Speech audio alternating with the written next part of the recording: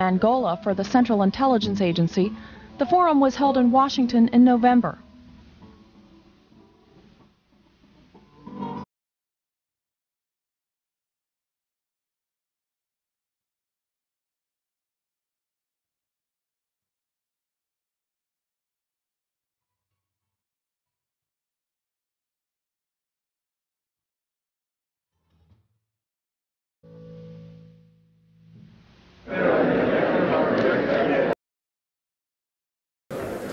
Welcome to the American University. I welcome you on the behalf of AUPs, the graduate students of the School of International Studies, and the Economic Graduate Student Union. John Stockwell is the highest-ranking CIA agent to go public. He is an ex-Marine and winner of CIA's Medal of Merit.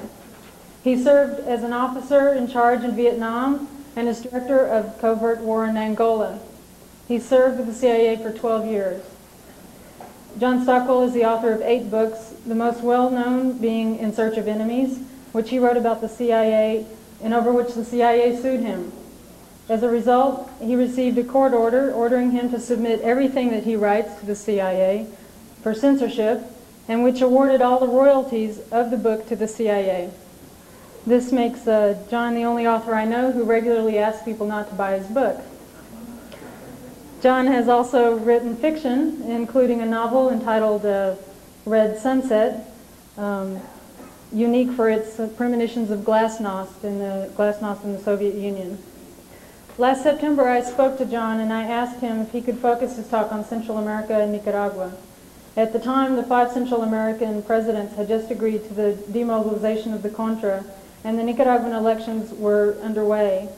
Our main concern was to keep Central America, and especially Nicaragua's upcoming elections, in the arena of rational discussion, and to counteract the Bush administration's destabilization and misinformation policies.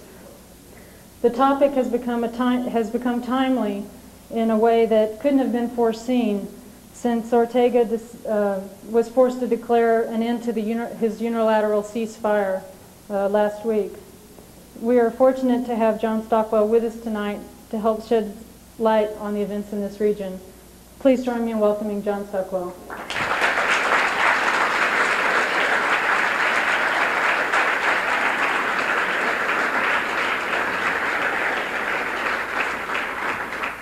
Thank you. Thank you very much for inviting me and for the welcome and for the good turnout.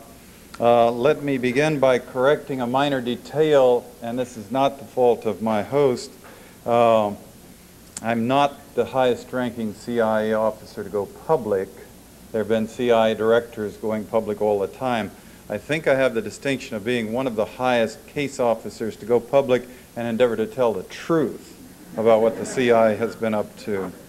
We're going to talk about that tonight, the CIA's secret wars, but what I've done over the years since I left the agency is to pursue in my readings the broader subjects of how the CIA's secret wars, to understand them for sure, and show how they interrelate to the broader problems that also affect, or perhaps really affect, our national security interest.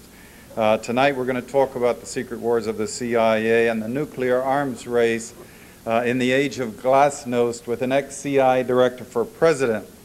We've got Mikhail Gorbachev's policies of openness on the one hand and George Bush on the other side saying we're a kinder and more humane nation.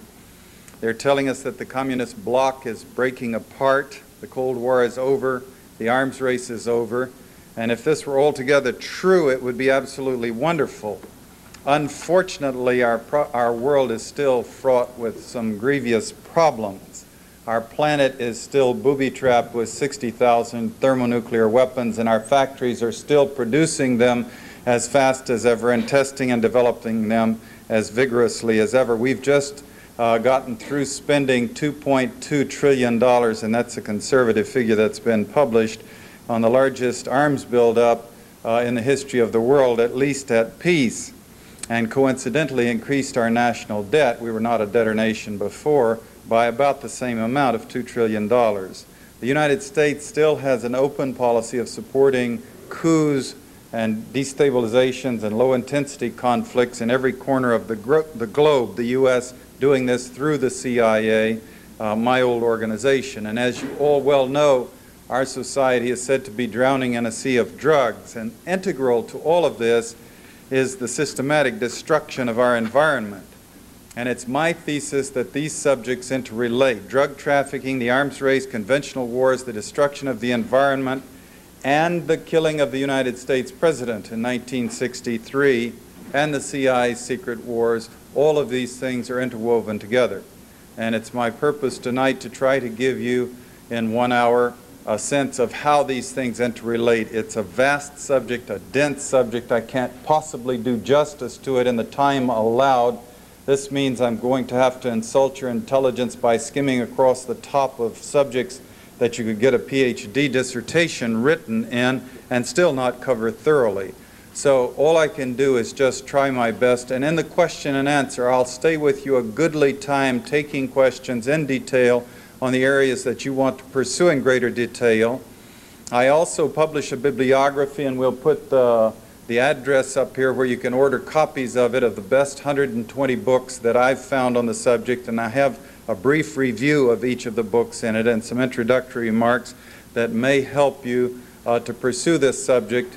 Mind you, we have thousands of books have been written about national security and world security and U.S. security, and these are merely the best 120 books that I've found on the subject.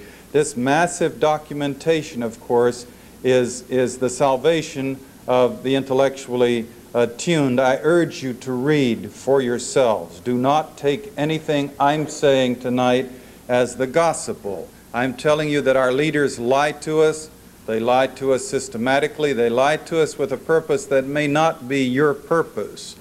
Some of their lies, if you're a young man, may motivate you to go off someday and die, be killed, or to kill people. And the only way you can defend yourself against other people programming you, because we are programmable. Marine Corps boot camp taught me that. They can teach you and get you fired up, rah, rah, rah, and then say charge, and you'll charge up the hill without asking why, and perhaps not come down the hill feet first. The French have a saying that I mangle in translation: them that don't do politics will be done. If you don't defend yourself by filling your mind with a true understanding of what's happening in the world, then others will fill it up for you, and then at some point in time, use the information and the conditioning that they've planted in your mind and breast to use you, if you will. Once again, I have a bibliography. I urge you to read for yourself. I urge you to reach inside the books and go to their bibliographies and pursue the subject on beyond and travel and inform yourselves. We're going to take Nicaragua tonight. We're going to get into these awesome subjects of the arms race and whatnot from my specialty, which was CIA's activities. I was a manager in 3 of the CIA's so-called secret wars, or low-intensity conflicts, or whatever you would call them. We're going to start with them, of course, and we're going to start with Nicaragua as a case study, because it's particularly timely, because the elections are coming up, because we've been beating up on Nicaragua for the last 10 years, and coincidentally, because it's very much in the news right now, today, tonight, during this last week. In fact, the Washington Post has special op-eds on it and editorial pieces on it today. I was just reading them in my hotel room. The Contras have moved several thousand armed fighters down into the country, but the State Department says they're not there to fight, they're just down there to encourage people to vote. But they're killing people, and Ortega sees his responsibility as trying to stop people from killing people in his country. He's doing exactly what President George Bush would do if there were a force in this country gunning people down. And so he has said that this ceasefire is no longer a ceasefire. And our media, the State Department Post and the other newspapers that are published in this city and elsewhere, are all falling right into line with the propaganda lines of attacking Ortega and trying to use his actions to put him under political pressure to discredit him. If they can, to the degree they can. Now, another reason we're picking Nicaragua for a case study is because it's just particularly useful of all the hundreds of CIA operations that we could dissect. And mind you, Angola is in the news. And I was once chief of the Angola Task Force on a subcommittee of the National Security Council called the Interagency Working Group, commanding although I was working closely under the supervision of Jim Potts of the Africa Division and Henry Kissinger and the CIA Director Bill Colby. And Angola is very much in the news, and Savimbi was just in town, and I'm also clearly tempted to talk about Angola. But Nicaragua is a better example because it's closer to the United States culturally and physically, and because this covert action destabilization that we've run against Nicaragua has been open on both ends. Usually these things are closed. Usually our government is covering them and hiding them to the greatest degree it can, and the country we're attacking becomes hostile and paranoid and seals its borders. In the case of Nicaragua, until last year, until quite recently, it had a policy of remaining open. Anyone from the states who wanted to go down and have a look could do so without getting a visa. Meanwhile, in Washington, the thing was debated quite openly, for more aid and details of the aid and abuse of the aid and the little gradations of rules we put on how the aid could be spent. So we knew it from both ends. And during the entire period of the 80s, I was traveling back and forth from Washington to Nicaragua to elsewhere, informing myself to assess this thing and also using the material in my lectures. Also, unlike Angola, there was never a chance in Angola that we would make it into another Vietnam, putting in U.S. troops seriously, and this was a very real possibility in Nicaragua during the mid-80s. It's a remote possibility today. The U.S., of course, as you know, has had a fixation on Nicaragua since the mid-1800s. It's been the issue of a second canal or a better canal, of different interests trying to develop it, of military interventions, of putting the Marines in there half a dozen times to occupy it, to dominate it, to force elections, to control events in that country. The Marines were eventually withdrawn in 1933 as a result of the international pressure of the international peace movement, and at that time we switched into a more subtle phase of the ancient Monroe Doctrine, where instead of using Marines so much with gunboat diplomacy, we created a National Guard with officers trained at our academies here in the States, and then maintained control of the country by proxy without taking the heat for having our troops inside the country itself. It's been said that this event was the birth of neocolonialism. This also was the kickoff of the U.S. policy of establishing a military oligarchy. We set up schools and trained tens of thousands of military and police officers in countries all over Latin America and Africa in some cases and Asia, putting them through our academies, arming them, paying their salaries afterwards, trying to create and successfully creating a situation where we would have a fraternity of people in these countries in power who were more loyal to the fraternity of our own military than they were to the peasants and people of their own countries. Meanwhile, this cat and mouse game that we've played with Nicaragua since 1981 is a classic case of what CI directors more recently themselves called destabilization. The point is to put pressure on the targeted government by ripping apart the social and economic fabric of the country. Now that's words, you know, social and economic fabric. That means making the people suffer as much as you can until the country plunges into chaos, until at some point you can step in and impose your choice of governments on that country. The rationales we've used in Nicaragua are classic. We've been fighting communism. It's been national security. They're a Marxist bastion in our own backyard and all of that. More specifically, our leaders have said at first that the purpose of this program was to interdict the flow of arms from Nicaragua to the rebels in El Salvador. Unable to prove any flow of arms whatsoever from Nicaragua into El Salvador, they eventually got into the line which they used in the last few years of returning Nicaragua to democracy. And then we pointed out to them that Nicaragua never had a democracy, certainly not under the Somoza dictatorships, so they call it the democratization of Nicaragua, ignoring the fact that Nicaragua, by the way, had elections in 1984 that were much more democratic than the elections that we had in this republic. We don't live in a democracy in the United States itself. Now, we, I submit, will never know exactly what the Sandinistas would have done with this country of Nicaragua if we had left them alone to react to the country's problems according to their own interests and ideology and compulsions. We do know, however, that they abolished the death sentence at exactly the same time the United States was reinstituting the death sentence in this country. Maximum penalty in their courts is 30 years in jail. They released thousands of the hated National Guard that they had in their custody, saying that they would not jail anyone for having belonged to an organization. They would have to be convicted of individual crimes. They launched a literacy campaign to teach each Nicaraguan to read and write. They set out to build 2,500 clinics so each Nicaraguan would have access to some kind of medical treatment. These are all things that Somoza, the dictator, backed up by the United States, had not gotten around to doing. And they launched the most ambitious land reform campaign in the history of Central America. And they did this by maintaining a free enterprise economy. If you owned land and you were working it, you kept it. They were taking the lands that Somoza and his family and the people who had fled had stolen or taken or gotten, and they were turning those lands back to the people in different forms and cooperatives, feeling their way as they went, making mistakes as they went, trying this solution and that one, but with the purpose of getting the land back to the people so people would work land, own land, relate to land, and profit from the land that they worked on in their own country. And they brought something totally new, I believe, to the modern world, which is a unity between Christianity and Marxism, of asserting that the church should have, if it has any purpose and justification at all, it's that it should be the church of the people, the church of the poor, not the church of the oligarchy and the rich and the wealthy.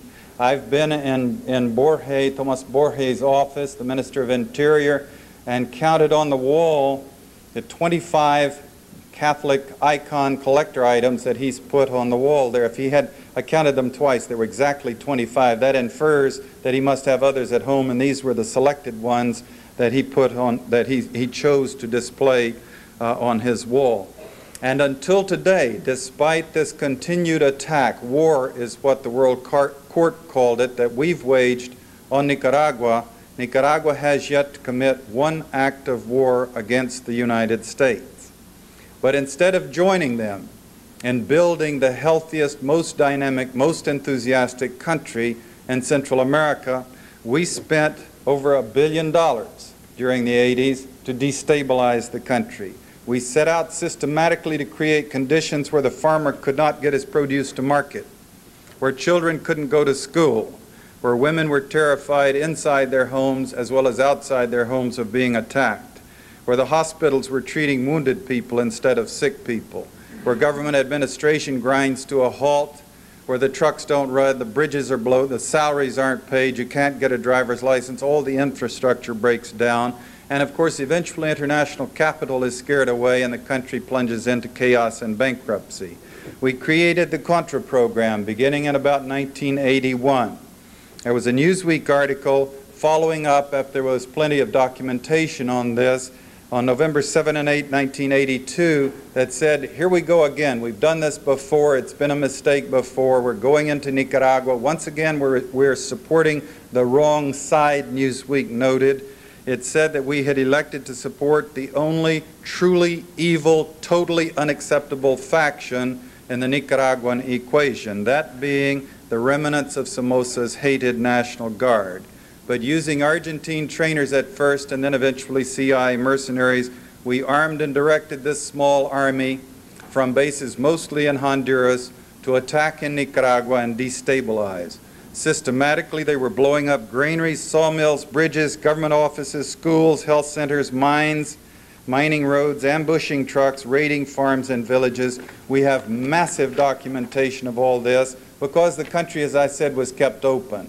For the first few years, CBS, NBC, ABC, BBC, CBC all had crews down there in residence, and when there would be atrocities, they would rush up and film them. We also had what totaled eventually dozens of thousands of witnesses from this country and Canada and Europe and Australia going down and living right in the towns and villages with the people, and when there were atrocities, rushing out to film and photograph and document them. Like I say, massive documentation. There's also been direct U.S. military involvement in all of this. U.S. military mining harbors, overflights, underwater demolitions teams going in to blow up things in the ports. There's been assassination of religious leaders, teachers, health workers, elected officials, government administrators. CBS, NBC, others have footage of this. The America's Watch, the Witness for Peace, we've managed to come up with lists of the names of hundreds and hundreds of leaders who've been assassinated down there. We also have admission of this program by President Ronald Reagan on national television in the debates with Walter Mondale, because an assassination manual that we were using to train these people, the Contras with, was brought to the attention of the press, and it became a big issue and led to a change, a slight change in the politics in Congress towards the Contra program. And President Reagan said this was the work of the CIA station chief in Tegucigalpa, and I can assure you the CIA was not appreciative of him, with that particular slip-up, because one, it attributed, assassinations, a policy of... So the media went to the White House the following Monday and said, did that mean that there had been a change in U.S. policy against assassinations? And the White House, playing, doublespeak, said, well, no, not really, because in our opinion, assassination applies to world leaders only. When you're killing religious leaders or regional leaders, it's not assassination, it's just killing. Terror has been a part of this program. Raw terror, as raw as anything that happens in the Middle East or elsewhere. These Contras have been going into villages. They've been hauling families out with other members of the family forced to watch. They've been castrating fathers, gang raping mothers, slashing off their breasts, again, while the children are forced to watch. 22,000 is the figure the New York Times gave the last time I counted as the number of people killed in this thing. And again, this is nobody's propaganda. This is documented and condemned by the World Court, by the Presbyterian Church, by the Methodist Church, by broad segments of the Catholic Church, and again by these dozens of thousands of witnesses who've gone down from other countries to see for themselves.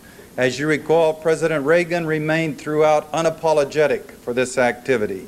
He took pride in saying, quote, I'm a Contra. He took pride in saying that these people were the moral equivalent of his founding fathers. And of course, George Bush has never missed a chance to identify himself with these Contras. Again, read for yourself. Read Contra Terror by Reed Brody, former Assistant Attorney General of New York State. Read The Contras by Dieter Ike. Read With the Contras by Christopher Dickey, a so-called moderate journalist representing the Washington Post in Central America. Read Witness for Peace, What We Have Seen and Heard. Read The Lawyers' Commission on Human Rights. Read The Violations of War on Both Sides by the America's Watch. Read The Mosquito Indians in Nicaragua. Read Washington's War on Nicaragua by Holly Sklar. Or go to Nicaragua and see for yourself. You have to get a visa now, but there's not one person in this room who cannot find a way in the coming summer, for example, or during the winter even, to raise enough money to go to Nicaragua and see for yourself. And I urge you to do so because we have a unique situation. It may be 10 or 20 years before there'll be another covert action which is so open that you can be sure of the facts, you can have absolute knowledge of what your government is doing there, and you can go inside the country and circulate and see the effects of our destabilization policy on the targeted country. Of course, throughout these years, there's been a relentless propaganda program to discredit the Sandinistas. We've labeled the Sandinistas as totalitarian dictators. We said at first that they were flowing arms into El Salvador. We claimed when they put together a military machine to defend their country from this attack, we claimed they were building a war machine that, quote, threatened the stability of all of Central America, without noting that they did not have strategic weapons. They did not have tanks and bombers that could, in fact, attack other countries. We charged them with censorship, specifically closing down La Prensa newspaper, and it was several years after we were crowing about this censorship by the government before it came out that La Prensa was on the United States government payroll. The National Endowment for Democracy, using U.S. government funds, was subsidizing La Prensa as our propaganda arm right in the capital of that country while we brutally destabilized that country. And of course, in 1984, we launched a vigorous campaign to discredit their elections. Now, they had elections that were supervised and witnessed by United Nations groups and other groups, who said that they were as fair as any elections they had seen in Central America in many, many years. And these elections were quite an embarrassment to Ronald Reagan, who was then the champion of the Contra program in this country, and I'm sure to George Bush today, because they were quite a bit more democratic than the elections that we held in this country during the same year. I suggest you go to the Covert Action Information Bulletin number 25 from the summer of 1986. There are later versions of the bulletin being sold outside tonight, for an article by Mr. Michael Parenti discussing the democracy in Nicaragua. They had 7 parties with candidates running for election. We had 2. They turned out 75.4% of the vote. We turned out 53% of the vote in this country. They voted directly. We voted for electors who selected our leaders. They passed a law that every legitimate party would have an equal amount of money to spend for campaign purposes. In this country, if you can raise more money, you can buy more television time, you have a much better chance of winning the election. In fact, in terms of direct voter participation in this republic, we are not a democracy, we're a republic. In terms of voter representation, we're rated 75th in the world, just before South Africa, which is 76th. Another element of propaganda that we were slamming them with was claiming that the Sandinistas were smuggling drugs to finance their revolution. We staged scenes paying the pilot Barry Seals, plea bargaining a deal with him to land a plane in Nicaragua to kick some bales of marijuana out on the runway to photograph by satellite so President Reagan could put them on television saying this proves they're smuggling drugs. In fact, the record is out massively clear. The Contra program was smuggling drugs. I won't go into the details right here now. In the question and answer we will. I'll mention them later. But we had the Senator Kerry investigation. We had also intensive investigation by our media. We have dozens of cases where people in the Contra program, including Adolfo Colero's brother-in-law, caught smuggling cocaine into this country using the national security shield or passes, using telephone numbers from the White House to get themselves cleared when FBI or DEA officers would come down on them. We claim the Sandinistas were responsible for terrorism in Central America. And this case, of course, has never been made. Meanwhile, however, the United States has been supporting with literally billions of dollars the activities of death squads that were slaughtering people brutally in countries like El Salvador and Guatemala. And we've been blaming the Sandinistas for the misery in Nicaragua. And the country is miserable. They say no high. We don't have everything. There are shortages of everything. The country is suffering. But U.S. representatives go down there and have a look and come back and go on television and say, you won't believe the place. It's the most miserable country I've ever visited. The Sandinistas have not been able to manage it. Look what happens when you have a Marxist government. To be honest, obviously, they would go down and say, our stated purpose back since 1982 was to break the Nicaraguan economy. We spent $1 billion destabilizing the country to break its economy. Now, here are my snapshots of the results of our successful program to break their economy. Of course, they don't do that because they're playing propaganda, because they're not being honest. The country is miserable. It's not the fault of the Sandinistas. It was the purpose of our Contra program. And then there's the Soviet threat. President Reagan saying all those years, you know, that we were having Soviets in our own backyard. He used to like to say there were Russians flying airplanes in this hemisphere, meaning into Nicaragua, for the first time in all of history. And like much of what he said, you know, his mind didn't work clearly on all 3 cylinders at best.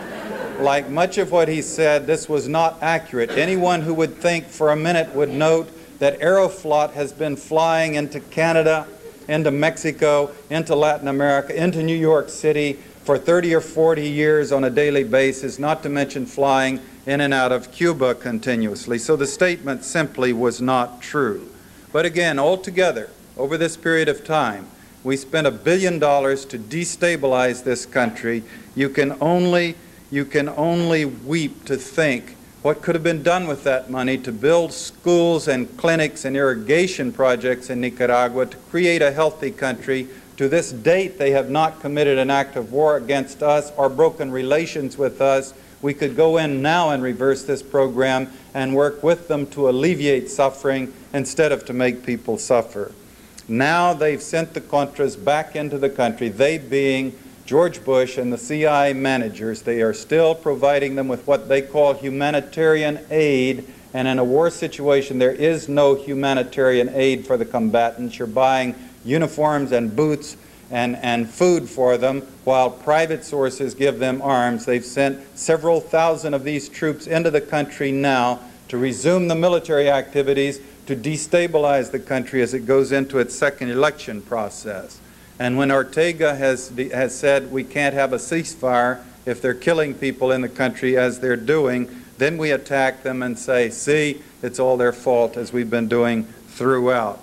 This thing that happened in Costa Rica last week, where George Bush was down there for a meeting and he met with Ortega, and Ortega announced that he would have to nullify the ceasefire and put his troops back into trying to maintain the peace, was George Bush's reaction was the ugliest thing, I mean viscerally, in terms of the dignity of a world leader, that I recall seeing since Lyndon Johnson was president of this country. As a Texan, I can say that. He was not a graceful man. Bush, with an ugly look on his face, referred to this little man in his green uniform breaking up our garden party. And Ortega eventually replied, and then he kept saying, us democratically elected leaders, and he's coming in here breaking up our garden party. Now, he didn't bother to mention, and I must say the media, working like silly putty to his lead, nobody said at the time, none of the commentators said at the time, but President Bush, do you forget Ortega was also democratically elected? And no one stood up and said, yes, but people are dying in Nicaragua. What can he do? Instead, George Bush was lashing out at him and continues to do so. And the leading candidate against the Sandinistas, against Ortega in the next elections, is none other than Violeta Chamorro, a long-time CIA agent affiliated with La Prensa newspaper that was on the CIA payroll throughout the 80s, like Anastasio Somoza, Napoleon Duarte in El Salvador, Roberto Dubuisson in El Salvador, Manuel Noriega in Panama, the Shah of Iran, Mobutu in Zaire. This woman is a CIA agent who is now being run for open office in Nicaragua. Meanwhile, moving on from Nicaragua to the rest of the world, but keeping all of this in mind as a case study, we have the Church Committee report of 1975, in which we were told that the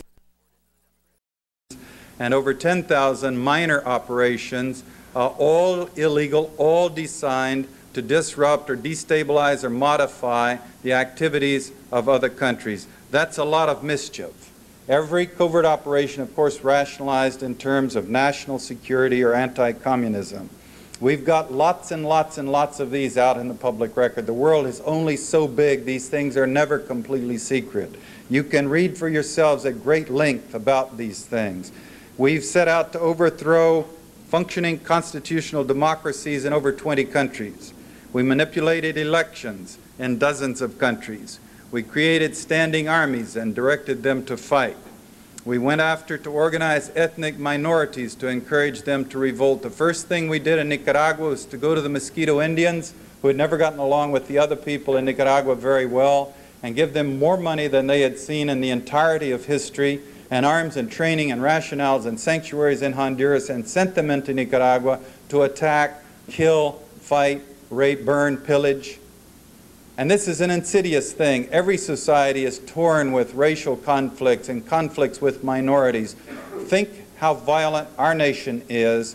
Think what if there were a superpower so big that we didn't dare even flap back or strike back at them, that were coming to our minorities with huge sums of money and arms and training people from our minority groups and sending them into the country to do open acts of violence. How we would rise up and the bloodbath that would ensue.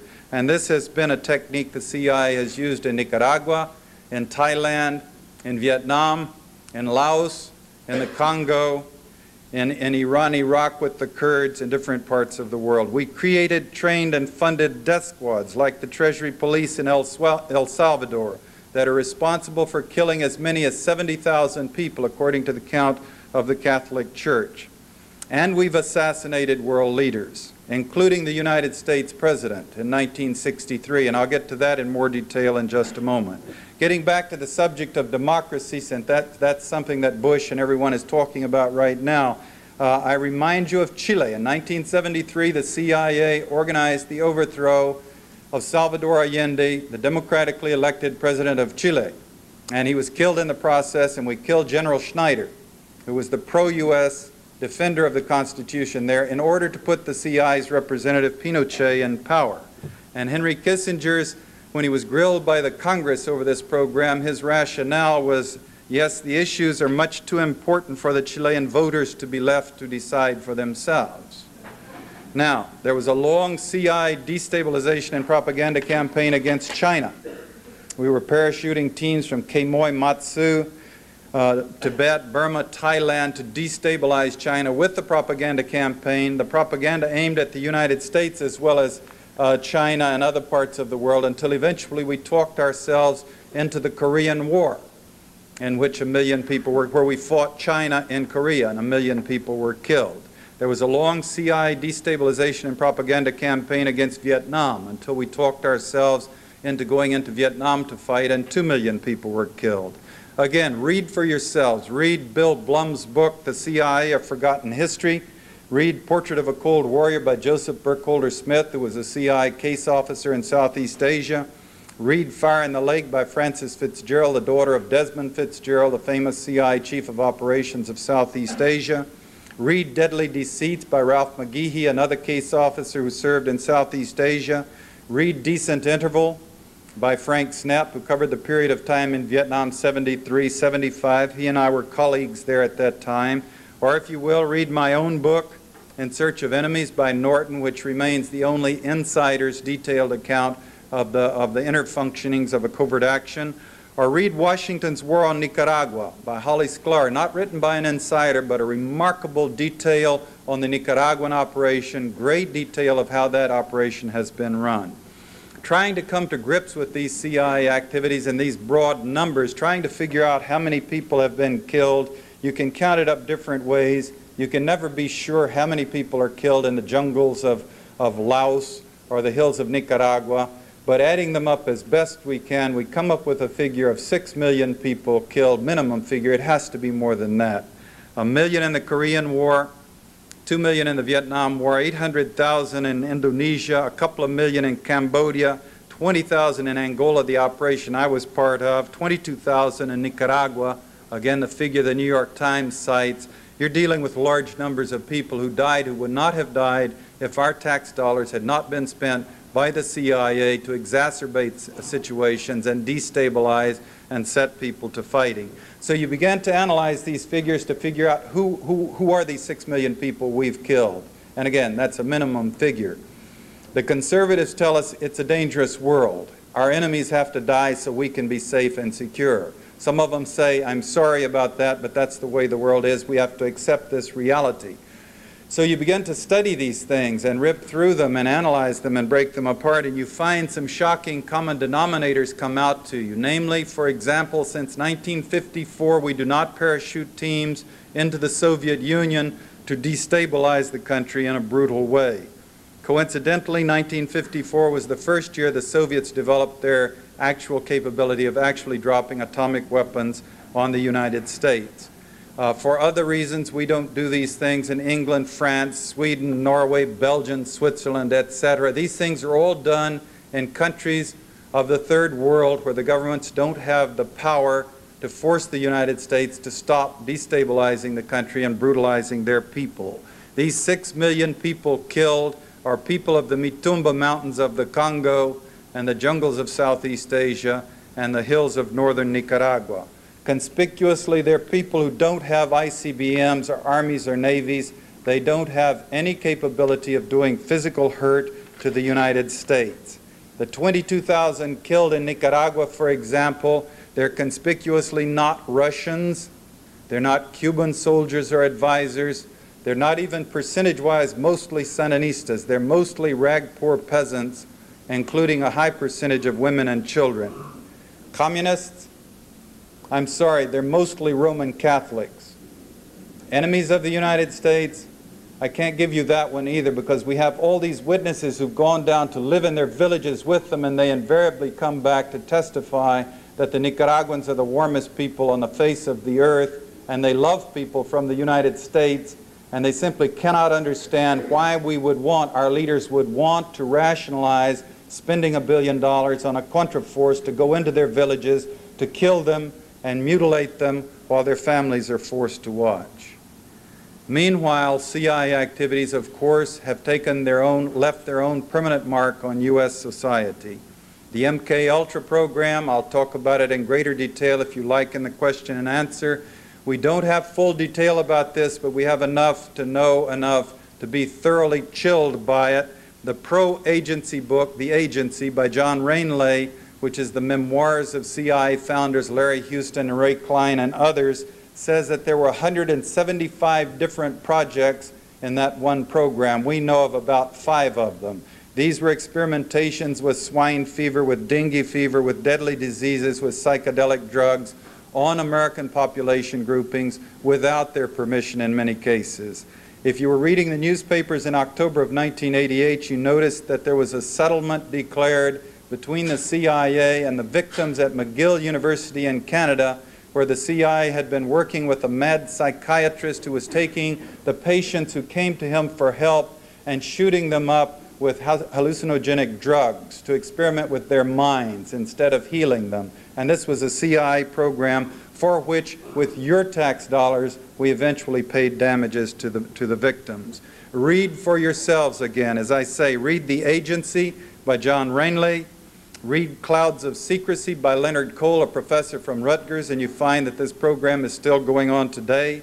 Read In Search of the Manchurian Candidate by John Marks, published by New York Times Press in 1979, based on 14,000 documents gotten out of the CIA under the Freedom of Information Act. Or go through the back issues of Covert Action Information Bulletin, which has a dozen solid articles about this program. Colonel White, one of the founders of this program, one of the founders of the CIA, retiring about the time I went in the mid-60s, wrote from retirement a letter about to a friend and then agreed to have it published. Why not, he said. And so we have it in his handwriting. He wrote, "I toiled wholeheartedly in the vineyards because it was fun, fun, fun. Where else could a red-blooded American boy lie, kill, cheat, steal, rape, and pillage with the blessings of the All-Highest?" Then we have the MH Chaos program and the COINTELPRO program, CIA and FBI programs, where they were manipulating student and labor organizations and civic organizations, disrupting them, trying to redirect them. We have the findings of the Church Committee that they were getting journalists, up to about 200 journalists, including some of the biggest names in the business, and getting them to cooperate with the CIA to put its propaganda into our media so that we would be influenced with misunderstandings of what was happening in Southeast Asia, Korea, or Vietnam, or China, or Central America, other parts of the world that our government wanted to destabilize and attack and fight wars. Co-opting professors to work with the CIA to manipulate student groups and build files on students, publishing 1,200 books in which they were paying professors, scholars, journalists to write books in their names. And these books are still in our libraries today because the Church Committee couldn't force the CIA to reveal the titles. CIA propaganda, so that if you're doing your dissertation on the Vietnam War, for example, probably 1 or 2 dozen of the books that you'll have in your bibliography, if not more, will in fact be CIA propaganda, and you can only guess and try to discern which is which. And this is not ancient history.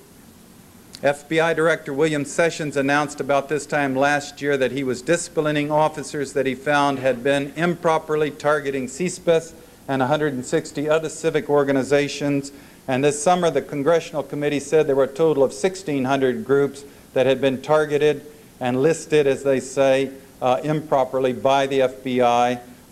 Again, the same type of programs as the MH Chaos and COINTELPRO programs, and that's just FBI. The CIA was doing the same thing during the same period of time, but there's been no confession or revelation of what they were doing, nor has there been a publication of the lists of the names of the groups that were targeted. So if you had trouble in one of your groups, you can only guess if it was because of FBI or CI disruption or just pure and simply human foible. Drugs. Every major area of operation in which the CI has worked has left behind a major functioning drug cartel. Again, this is a major subject we could talk about all night. I'll just mention it. We can go back to it in detail if you like in the question and answer.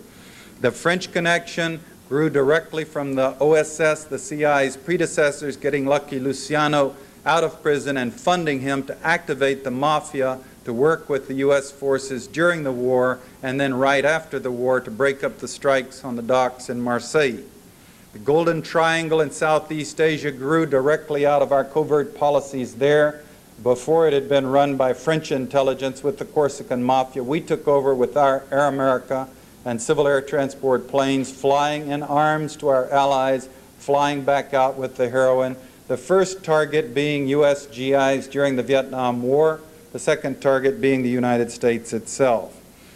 The Golden Crescent. Afghanistan, of course, is the largest covert operation the CI has run to date. We understand in terms of the hundreds of millions of dollars it's cost, going on for over a year, and sure enough, after about 6 years, the Golden Crescent in that area becomes the largest source of heroin in the world today.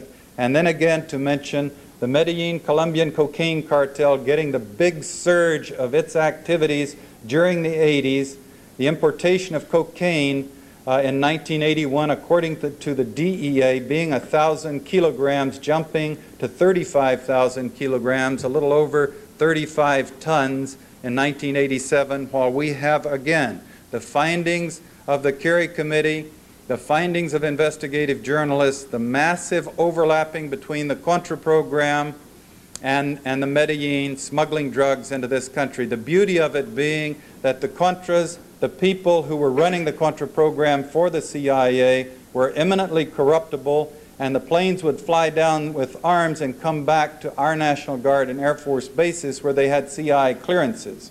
So they could land at Homestead and then have passes to, load onto the trucks and clear the bases without being stopped.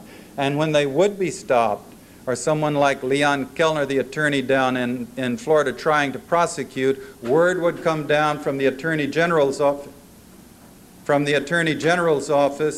to tell them that it was national security, that they should not try to prosecute this thing. Even Adolfo Calero's brother-in-law caught involved in the importation of 200 kilograms of cocaine into this country and not prosecuted again because they said it involved U.S. national security, namely the destabilization of Nicaragua. See for yourselves. If you like to get your information from video, see Guns, Drugs, and the CIA, the Frontline PBS show, or read for yourselves. Read The Great Heroin Coup by Heinrich Kruger. Read The Iran-Contra Connection by Peter Dale Scott. Read The Politics of Heroin in Southeast Asia by Al McCoy. Read The Cocaine Wars by Paul Eddy. Read Out of Control by Leslie Coburn.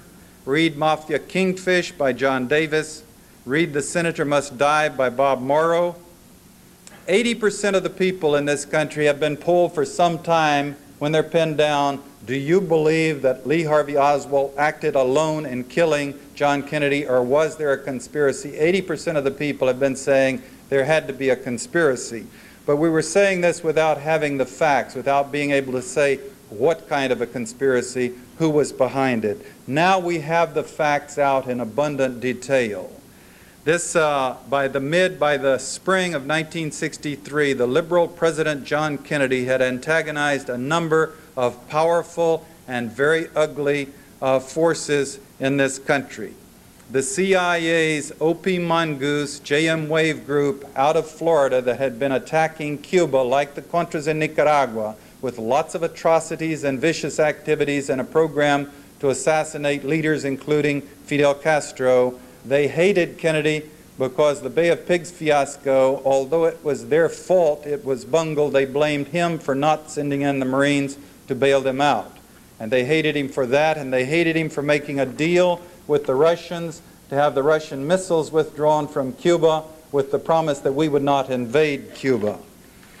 And also at the same time, because of that deal, Kennedy was shutting down their destabilization Contra-type program going from Florida into Cuba, and they hated him for that. They were very angry, and they were armed, and they were practiced and trained at military-type ambushes. The right-wing military was angry because Kennedy had decided to pull us out of the Vietnam War.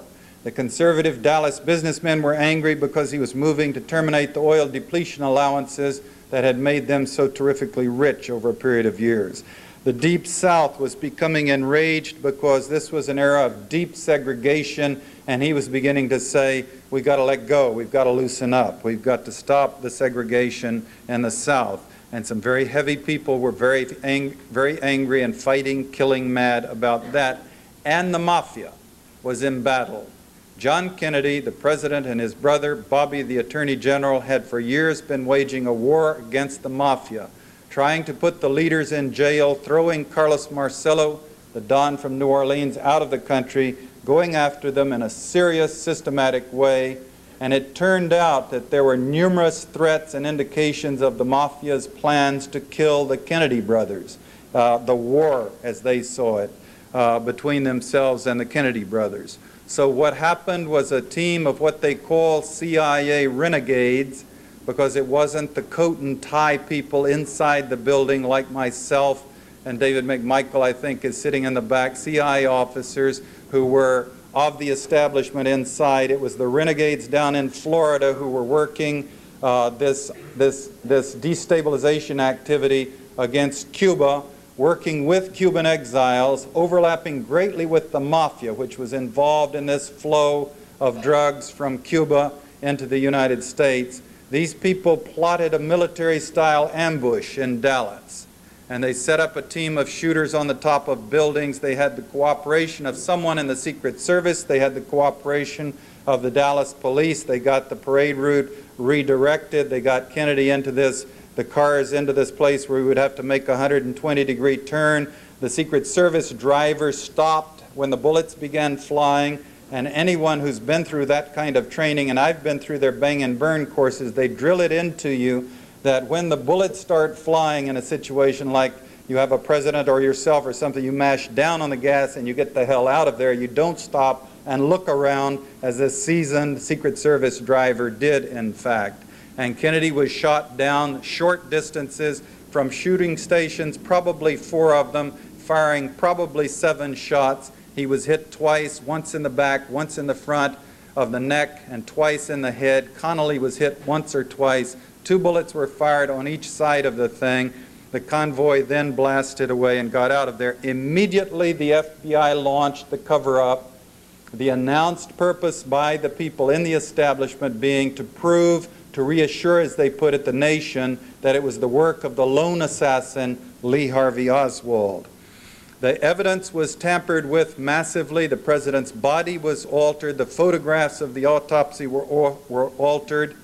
And 49 witnesses were killed so they could not blow the whistle and testify and blow this thing open until this day, despite the fact that the House Committee in 1979 concluded that it was a conspiracy. There has been no formal investigation by the Justice Department of the conspiracy to kill our president. This was nothing less than a coup d'etat. They, the conservatives, the ones that hated John Kennedy, were faced with his re-election and possibly his brothers after that, and they could not be bothered to wait for democracy to take its course, so they plotted an ambush and they killed him. And their choice, a man who was playing ball with them, who was accepting money from the mob, Lyndon Johnson, moved right into the presidency. And the oil depletion allowance, the Vietnam War, the essential things they wanted, they got immediately. The crusade against organized crime was dropped, and world went on as they wanted it to, according to their wishes, without their having to bother with an election. Read for yourselves. We've got a number of meticulously researched books out on the market now, and a bunch of people who are determined to bring this out, and finally, 2.5 decades later, make it clear to the people that the government must sooner or later face the truth and go after and punish the people who are responsible for assassinating our president. Read High Treason by Grodin and Livingston. Read The Senator Must Die, or Betrayal by Bob Morrow. Read On the Trail of the Assassin by Jim Garrison. Read Contract on America, the bestseller that's afoot today by David Scheim. Read Mafia Kingfish by John Davis. Read Gumshoe by Josiah Thompson. Read Reasonable Doubt by I.H. Hurt. Read Best Evidence by David Lifton. Read Secrecy and Power, The Life of J. Edgar Hoover by Richard Powers. Among other things, you'll find that J. Edgar Hoover, the FBI director, was a major hoodlum. He was the master of blackmail in this country. Everyone in Washington knew it. He was building files on senators and congresspeople. If they crossed him, they would be exposed. If they tried to force an investigation of the FBI, they would be exposed personally. If they tried to force investigations of the mafia, they would be exposed. Richard Nixon had mob ties dating back to his first election campaign in California. Lyndon Johnson, anyone down in Texas could tell you that his campaigns were very dirty. And now we come to the breathtaking scandal of having this man, Manuel Noriega, who's a former paid CIA agent under 6 presidents. That's according to George Bush. He revealed that information in the presidential debates with Michael Dukakis. This man Noriega, the dictator of Panama, an indicted drug dealer, boasting that he has blackmail control over George Bush, the United States president. I refer you to the Newsweek May 23, 1988 issue in which it's about Noriega. It concludes with Noriega's quote, quotation marks, "I have George Bush by the balls."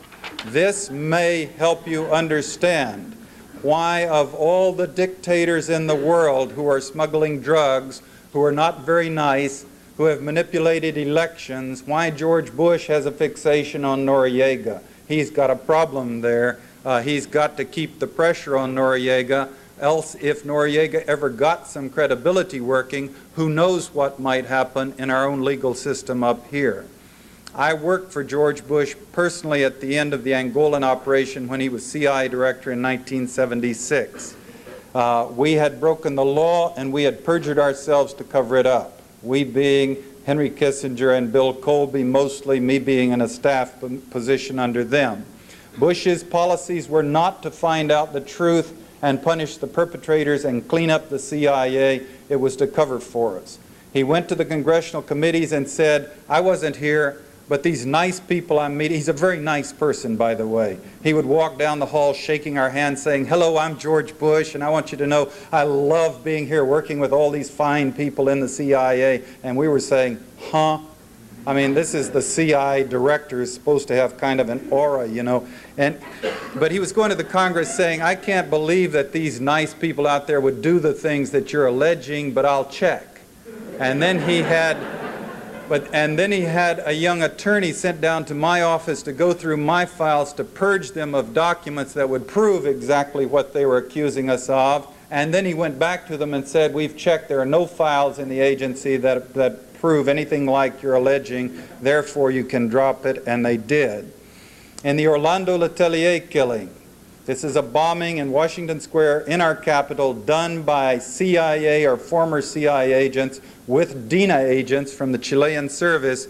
He immediately went to the Justice Department and asked them to soft pedal it because he said it involved sensitive relationships with other countries, meaning the service in Chile, a bombing in this capital, and he wants to cover it up.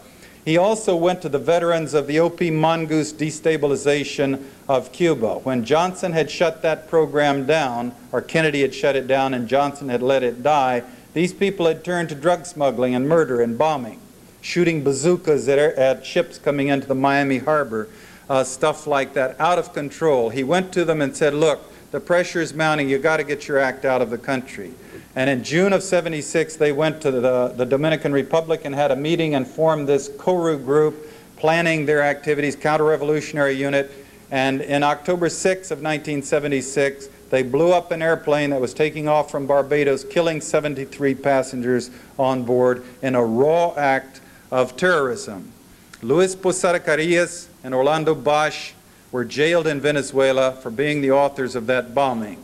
We have classified testimony before the Senate Church Committee and before the House Assassination Committee that Orlando Bosch was also a member of the team that killed President Kennedy. And in the Iran-Contra scandal, we have a very curious, an awesome and awful situation where the vice president was supposedly in charge of an anti-drug task force, where he got involved in the Contra program, where he had this man, Don Gregg, a longtime CIA officer working as his national security advisor. And Gregg had a relationship with Felix Rodriguez, who was one of the Bay of Pigs veterans, one of the drug smuggling, destabilizing people working against Cuba, who was with Don Gregg in MR3 in Vietnam, my military region in Vietnam, although we did not overlap there. They were there before I got there.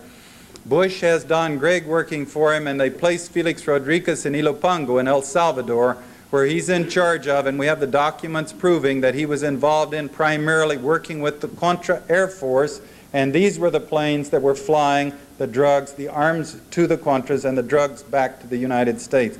We have testimony before our courts and evidence in the trial of Millan Rodriguez that they being Millan, laundering money for the Medellin, delivered $10 million to the Contras through Felix Rodriguez, buying access to this air wing. Now, these people got Luis Posada Carillas out of prison in Venezuela. Felix Rodriguez told the press, he said, we needed him. He's a good man. And they got Luis Posada Carillas out of Venezuela to help them with this program. And this man was the terrorist who was involved in blowing up the passenger plane that was taking off from Barbados. And he's working for Felix Rodriguez, who is reporting directly to the Vice President's office, Vice President George Bush's office, and flying up to report in person and going into Bush's office to report. Bush says he doesn't remember they're ever talking about the Contra program or anything down in Central America. They were talking about their lunch or dinner or something. See, the trouble with this is that with Ronald Reagan, you really could believe that he didn't understand when people briefed him. The man's mind skipped in and out, as everyone well knew. But George Bush is an intelligence person. It's very difficult to believe that he would not be mentally involved in these things. But even if by chance they did talk about lunch or breakfast, when it became clear, we brought it out in the media vigorously, and the Congress discussed it, that a known terrorist was working one step up the chain or down the chain of command from him, reporting into his office, he did not purge himself of these associations. To the contrary, he went on and nominated Don Gregg to be ambassador to Korea, where I believe he is today. One might speculate, going back to Noriega's boast, that George Bush could not separate himself from these people because of what they would know of their involvement with him, going back to the CIA days and to the activities when he was vice president working with them. Looking at George Bush's policies now, he's been in office a few months, and we can begin to measure the personality of his presidency. He's maintaining a slightly lower, less noisy profile than Ronald Reagan, but he's continuing his policies across the globe. Bush has refused the Soviets' offer for both superpowers to abstain from delivering arms to the combatants in Afghanistan. He has asked for military aid for the Contras in Nicaragua so they could continue fighting. He is pressing ahead with vigorous plans to interfere with the elections in Nicaragua. That's exactly what's happening now when these Contras are going back across the border in uniform with their weapons to disrupt the elections in Nicaragua today. He has already interfered with the elections in Panama. As you recall, the Congress allocated $10 million for the purpose of disrupting those elections. He encouraged a disastrous coup d'etat in Panama that blew up, I must say, in his own face. He's delivering arms through Thailand into Kampuchea, destabilizing that country that hasn't had a moment's peace for 25 years. And he's continuing to deliver arms to Jonas Savimbi in Angola, including Stinger missiles, ground-to-air missiles, after Savimbi has boasted openly of shooting down passenger planes. And he's continued military support for the death squads in El Salvador. And under the guise of the drug war, he's putting U.S. military into Latin America, where they're doing the same thing in countries like they've been doing in El Salvador, flying planes, strafing, and rocketing villages. Meanwhile, despite Glasnost, the Soviet record is not all that much better. They're continuing to pump arms into Afghanistan and Kampuchea. They're increasing expenditures on their military. In fact, Glasnost was not intended to benefit the Third World. The impetus behind Glasnost was Soviet economic problems, not sympathy for the Third World. If you go back and read Andrei Kozyrov's article in the New York Times on January 7 of 1989, you find he's calling for the Soviet Union to join with the United States in the capitalist solution, in supporting the status quo and what they call stability in countries of the world, in the interest of world trade in which the Soviet Union would become more active. And we find the most shocking thing of all to date is that today Soviet attack helicopters designed for the fighting in Afghanistan are now being used in joint operations with U.S. military and Peruvian military in Peru to strafe and rocket villagers there. Meanwhile, you've got to be screaming, why? What is the purpose of all this? And I promised you I'd bring it all together and show you how these things interrelate. And in a very few minutes, I propose to do that so we can get on to the question and answer period, which is really the most fun part where you can direct, your interests in these things. Why would we spend billions of dollars to destabilize every corner of the globe for 4 or 5 decades? Economics. I mean, it's a complex world. There are lots of reasons. There are people who do these things just because they think they're fun, to blow things up and kill people. But economics, the biggest stuff. $150 billion drug trade speaks for itself. The second most profitable industry in the world, of course, is the production of arms. $3 billion a day bought and sold of weapons. The defense corporations making 20 to 24% profit. We just got through spending a total of $2.2 trillion on the largest arms buildup perhaps in the history of the world, certainly of any peacetime arms buildup. And our debt increasing by just about exactly the same amount during that period of time. The result is that we've created a society that's dominated by what President Eisenhower called the military-industrial complex. The U.S. taxpayer is now carrying a gigantic burden. 1/3 of our budget about is for the military. 53 cents, according to the Washington Post, of every tax dollar goes to the military. We began the conditioning to war in this country, this permanent war complex we maintain, pretending we're good guys, at the age of 2. This is the age at which we put our children in front of the one-eyed babysitter and turn it on so we can go wash the dishes or take a break. And they watch the same show with different characters 10 or 15 times a day. And I'm talking about, I have a kid, so I'm into these things. He-Man and Sheena and Scooby-Doo even, and the Transformers and the Decepticons, and what each one of these nice little people put upon by ugly evil forces, always saying, please be nice. The evil forces insist on attacking, and at the last minute the good guys rise up and stomp them down. Cut, commercial, and we move on, to the next show. Until it's estimated when we graduate from high school, we've spent more time watching violence on television than we've spent in the classrooms itself. And then you get into the movies we've been feeding ourselves during this military buildup during the 80s. Rambo, Commando, Red Dawn, the Rocky series, Under Siege, Delta Force, America, Missing in Action, Top Gun, Heartbreak Ridge, Death Before Dishonor, Platoon, Hamburger Hill, Tour of Duty, China Beach, and they go on and on. How many people saw the movie Red Dawn, by the way? This is fun. Don't be embarrassed. It's a great movie. Now, this story, it's science fiction. The producer of this movie went on television around the nation saying it was his purpose to create a movie that would make people, that would draw people back to war, that would make them feel war could be a good and exciting thing. And this film was actually shown in Marine boot camps to motivate people, and to National Guard groups that were about to go down to train in Honduras for the possible invasion of Nicaragua. The science fiction is that they have a force, as you recall, of Russians, Cubans, and Nicaraguans who've invaded the United States, and they've gotten all the way to the Rocky Mountains. Now, you ask yourself why, the planning as they did the movie, why did they pick Russians, Cubans, and Nicaraguans? I mean, it would be a better movie if they picked Russians, Canadians, and Cubans. See, because Canada is an industrial country and there's a huge border, and there could be the Russians coming across at 100 places and pinning us against Cuba. I mean, you could kind of get your head in. I mean, it's all science fiction. Blow off our nuclear weapons and our army and all of that. This is the given. So why did they pick Nicaragua instead of, say, Canada? And the answer is, of course, they were targeting Nicaragua for a possible invasion by U.S. troops. So they had to condition the people that Nicaragua would be the next enemy, the next target. Anyway, this force gets all the way to the Rocky Mountains, where they're eventually stopped by the high school football team.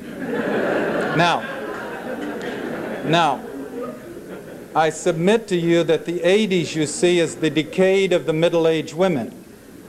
This is, you know, Dallas and Dynasty and the Golden Girls and Murder, She Wrote. Linda Evans, you know, is in better physical condition than I am, and Joan Collins is older than I am, and she's a sex symbol, and the Nautilus workouts and the jogging. I mean, an 80s movie would have been the Soviets, Cubans and Nicaraguans with middle-aged school teachers running through the mountains and shooting them down and drinking deer's blood and all of that.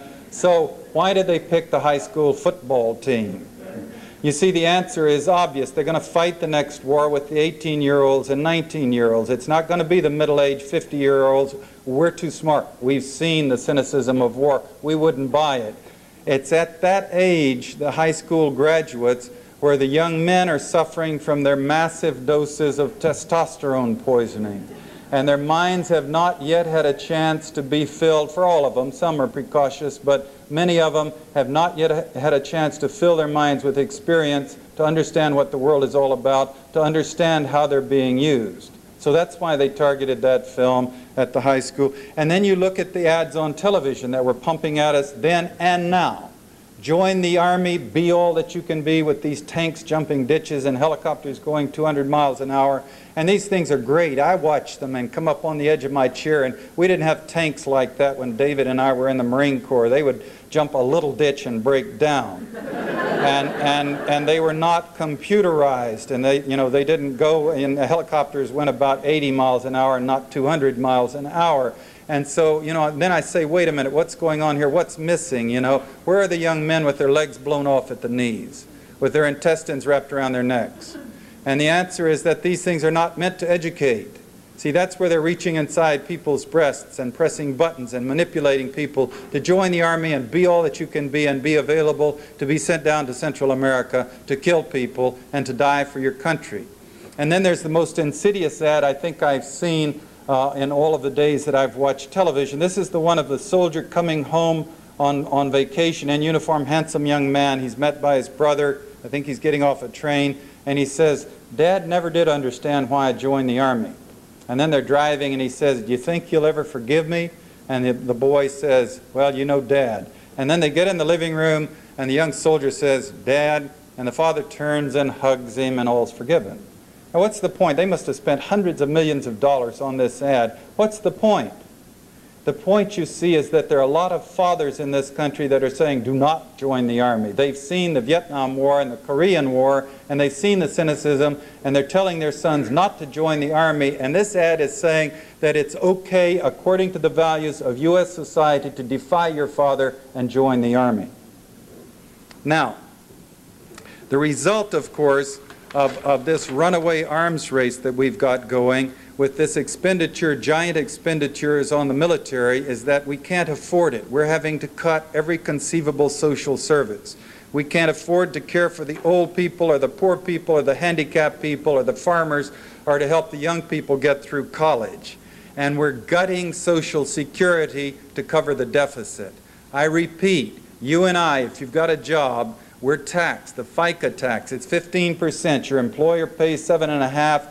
If you're self-employed like me, you pay all 15%. And this is your retirement. You're supposed to get that back when you're 65. And they're spending that money like it was windfall profits to cover the deficit that they've run up on the production of arms. The real deficits are running about $300 billion. They're calling them $152 billion. The difference they're claiming against borrowing against the Social Security retirement fund that belongs to us. And they're spending it on their military today. What's happening is that the United States has plunged relative to the rest of the world. 25% of the people in this country are now functionally illiterate. We're 6th in the world in terms of the percentage of children in school. We're 10th in the world in quality of education. We're 7th in the world in terms of life expectancy. We're 20th in the world in terms of infant mortality. To sell these sacrifices to the American people, the world has to be hostile and dangerous. If the world were peaceful, we would never put up with this kind of expenditure on arms. These thousands of CI destabilizations have the function of killing people who never were our enemies, but the effect of leaving behind for each one of them perhaps 5 loved ones who are now traumatically conditioned to violence, to ensure that the world will go on being violent, and in each one of them leaving behind the Contras and the Cuban exiles and the people in Southeast Asia and elsewhere that we trained into this brutality to guarantee that the world will go on being brutal to justify this giant arms scam and keep it going. Meanwhile, even if the morality of all this and the damage to our nation doesn't bother you, we got to take a serious look at this. The arms race is breaking the economies of both of the superpowers. The multinational defense corporations have no great loyalty to the United States. They are no longer U.S. corporations. They make enormous profits and invest the money overseas. They are quite willing to sell the U.S. economy down the drain in order to make their profits. While the United States is producing MX missiles which you put in the ground, which can never be used, and most significantly, they can never be traded. Countries overseas, our allies, not our enemies, are producing Sonys and Toyotas and passing us by in the trade deficits, and we're plunging deep into debt. To take a beautiful and clear, simple example, President Reagan spent more money on his more presidential energy on his Contra program against Nicaragua than any other aspect of the presidency. He spent more time talking publicly about his Contras than any other aspect of the presidency. His Contra program in Nicaragua, a country with 2 elevators, while Japan was proceeding to capture 30% of the international overseas exchange, and the United States became a debtor nation for the first time since World War I, with the greatest debt in the history of the world. The second reason that we've got to take a long, hard look at this system of doing business is because the result of a runaway arms race is the production of arms. We've saturated with the world, booby-trapped it, as Carl Sagan says, with 60,000 thermonuclear weapons. In 1981, we had the capability of destroying utterly 80 Soviet Unions, of rendering 20 planets uninhabitable. Now, despite the INF Treaty, the world is 4 times as dangerous as it was in 1981. The U.S. and the USSR have effected a 40% increase in the numbers of their strategic weapons, and they've made them more modern and more efficient. The U.S. is currently racing to deploy the B-1B bomber, the B-2 bomber, the MX missile, the Trident II missiles, and the Star Wars programs. Meanwhile, the Soviet Union is deploying 3,300 more accurate, more sophisticated strategic weapons that can target any corner of the United States. And the Soviet Union now, the makers of the Chernobyl plant, are marketing a nuclear reactor for use in space. Any country wants to buy one, they'll sell them one. And there are 9 other countries rushing to join the nuclear club. And they tell us these things are fail-safe. We don't have to worry about them. And even if you don't have time to read the books or the scientific articles or even the newspapers, if you've only read the headlines, you know that none of this stuff is fail-safe. Backing up a couple of years, in one 12-month period of time, the Challenger 2 blew up, a Delta rocket blew up, 2 Titan missiles blew up, a French Ariane missile blew up, a Chernobyl plant melted down, and a Soviet SS-18 blew up, and that was not a particularly bad year. We've dropped 7 bombs accidentally out of airplanes. I won't take the time to list them all, but the one over South Carolina we never found. And so they went in and bought a huge tract of the swampland and declared it a nuclear restricted zone. And that bomb presumably is still there in that brackish water rusting, unless, of course, someone else has found it. 6 submarines have sunk into the bottom of the ocean. We recovered 2. And one of theirs, at least 4 submarines down, twisted and rusting in the bottom of the ocean with their nuclear plants and nuclear weapons on board. The IPS reported last spring that there is debris from 50 nuclear reactors and nuclear weapons scattering the bottom of the ocean today. And we have hundreds of millions of gallons of radioactive waste that we have no idea what to do with, that will still be toxic 50,000 years from now, and huge stockpiles of chemical and biological weapons. And proceeding apace, integral into all of this, I haven't had the time to show the relationship, but I will if you want to ask in the question and answer, is the systematic destruction of our environment. Carl Sagan says a species divided against itself cannot survive. A planet divided against itself cannot survive. Eisenhower, as he was leaving office, in a speech said, "The people of the world genuinely want peace.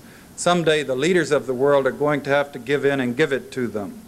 Helen Caldecott, talking around the nation on this issue with some passion, says, "Get involved. Your planet is at stake. It's terminally ill with this public health disease, which is the arms race. If we don't clean it up, the planet will die." And she notes, if you will get to work on it, you'll feel better about yourself and your planet and your environment and your life. And she notes very dramatically that if you do get involved in working on this problem, if the missiles start going off someday and there's a few minutes before the one lands on your town, at least you can turn to your loved one and hug them and say, "Honey, at least we tried." Now, if I stopped this right now, I would be doing you a great service because, you know, it is such an awesome down subject, terrifying and disempowering. And yet people have done dramatic things over history to change the way people interrelated with each other. Glasnost is a tentative, in some ways misguided, but nevertheless a step in the direction of people stopping this madness, stopping the arms race. That should give us hope. I'll just give you two quick examples, and then we'll go to the question and answer. One, these are carefully chosen. I've done a lot of reading on the subject of hope as well. One of these is the women's movement in this country. 80 years ago, a man could put his sisters, wife, daughters to work 12 hours a day, 7 days a week in factories and pocket their salaries. And if they didn't like it, he could beat them, and there was nothing they could do about it. And that has changed to the evolving situation of women today, not by accident, but by the determined struggles of feminist activists. And the reason I select this example is they did it without cracking skulls. They did it without killing people. They did it without violence. My point is that if the problem is essentially testosterone poisoning, as Carl Sagan calls it, we're not going to solve the problem with more testosterone poisoning or more violence. We have to find, on an evolutionary scale, a new way for human beings to interrelate with each other, or we're going to self-destruct as a species. And the other example, we're all disempowered. We're all so helpless. The individual here in Washington, or in Maine, where I was a couple of nights ago, or in South Texas or California, you know, what can I do? And it's a tough one. We're up against the power structure. We're up against the military-industrial complexes with the media bought and woven right into the things, and it's a tough one. But the professor who stopped the war is a wonderful, to me, inspiring example. My war in Angola. Then young Professor Jerry Bender of UC San Diego, who had done his studies in Angola, and he saw what we were doing, and they bothered him. And he couldn't figure out what to do about it. How could he stop it? So one day he picked up the telephone and he called his senator. And he said, "Senator Tunney, I have an expertise on Angola. I see what the CIA is doing. I think they're lying to you. I think it's dangerous. I would like the opportunity to brief you. I will not waste your time." And the senator listened to him and came back to Washington and found that we were indeed lying to the Congress. And he introduced the Tunney Amendment to the FY 76 Defense Appropriation Act that stopped my war in Angola. Now, some years ago, I came to talk to Admiral LaRocque at the Center for Defense Information here in Washington because I was way over my head, to ask him, you know, people ask me, Admiral, I said, what can I do? And I don't know what to tell them specifically. And this beautiful old man, we were having breakfast at his home, and he stood up. He said, I love that question. He said, I tell people, I don't know you, but you know yourselves. You know what your capabilities are. He said, I tell people, if you can write articles, write letters, write books, write telegrams. If you can organize, organize. If you can travel, go to Nicaragua or the Las Vegas test sites and see for yourself so you can be an intelligent witness to what's happening in the world. He said, and I quote, I tell people, if they feel comfortable lying down in front of bombs, trucks with bombs on them, to lie down in front of trucks with bombs on them. But he said, I tell them, you've got to do what you can do every day of your life. You can't wait until you graduate next summer or get married or get divorced or get a job, because these things malfunction all the time, and they're controlled by intellectual giants like Ronald Reagan. And the world may not be here by the time you graduate next summer or get divorced or get a job or whatever. Thank you very much for hearing me out. Thank you.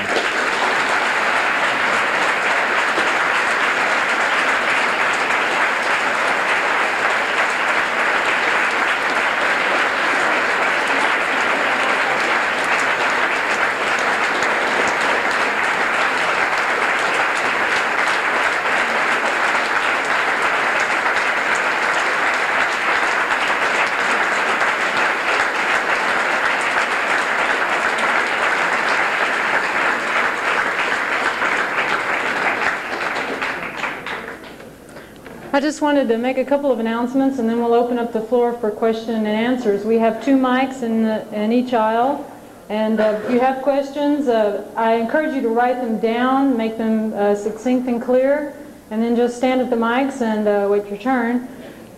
One of the announcements that I wanted to make is, if you're wondering about something that you can do, the CIA will be on the American University campus recruiting December 1st. And you can do something about that if you don't like that idea. The deadline for getting an interview with the CIA is next Monday. I would encourage each and every one of you to go and make an appointment with the CIA and talk with them and tell them what you think of them and tell them what you think about them being on American University campus. If you want an interview with the CIA, you need to go to the Butler Pavilion on the 4th floor in the Career Center, and you need to bring 20 copies of your resume. I hope you all go. Maybe if a whole lot of us go, they won't come back. The other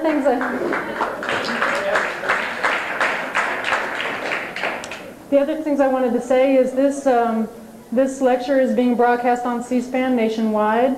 I can't tell you the dates right now, but it'll be probably more than once, and you can look for that. Also, DC Cable, the Channel 34 Public Access channel, will be broadcasting this lecture. We have the Covert Action Information Bulletin and other materials and books on sale behind you out these back doors. You can check those out after the question and answer. The bibliography that's available, I'm going to put the address here on this chalkboard back here. Okay, back to John.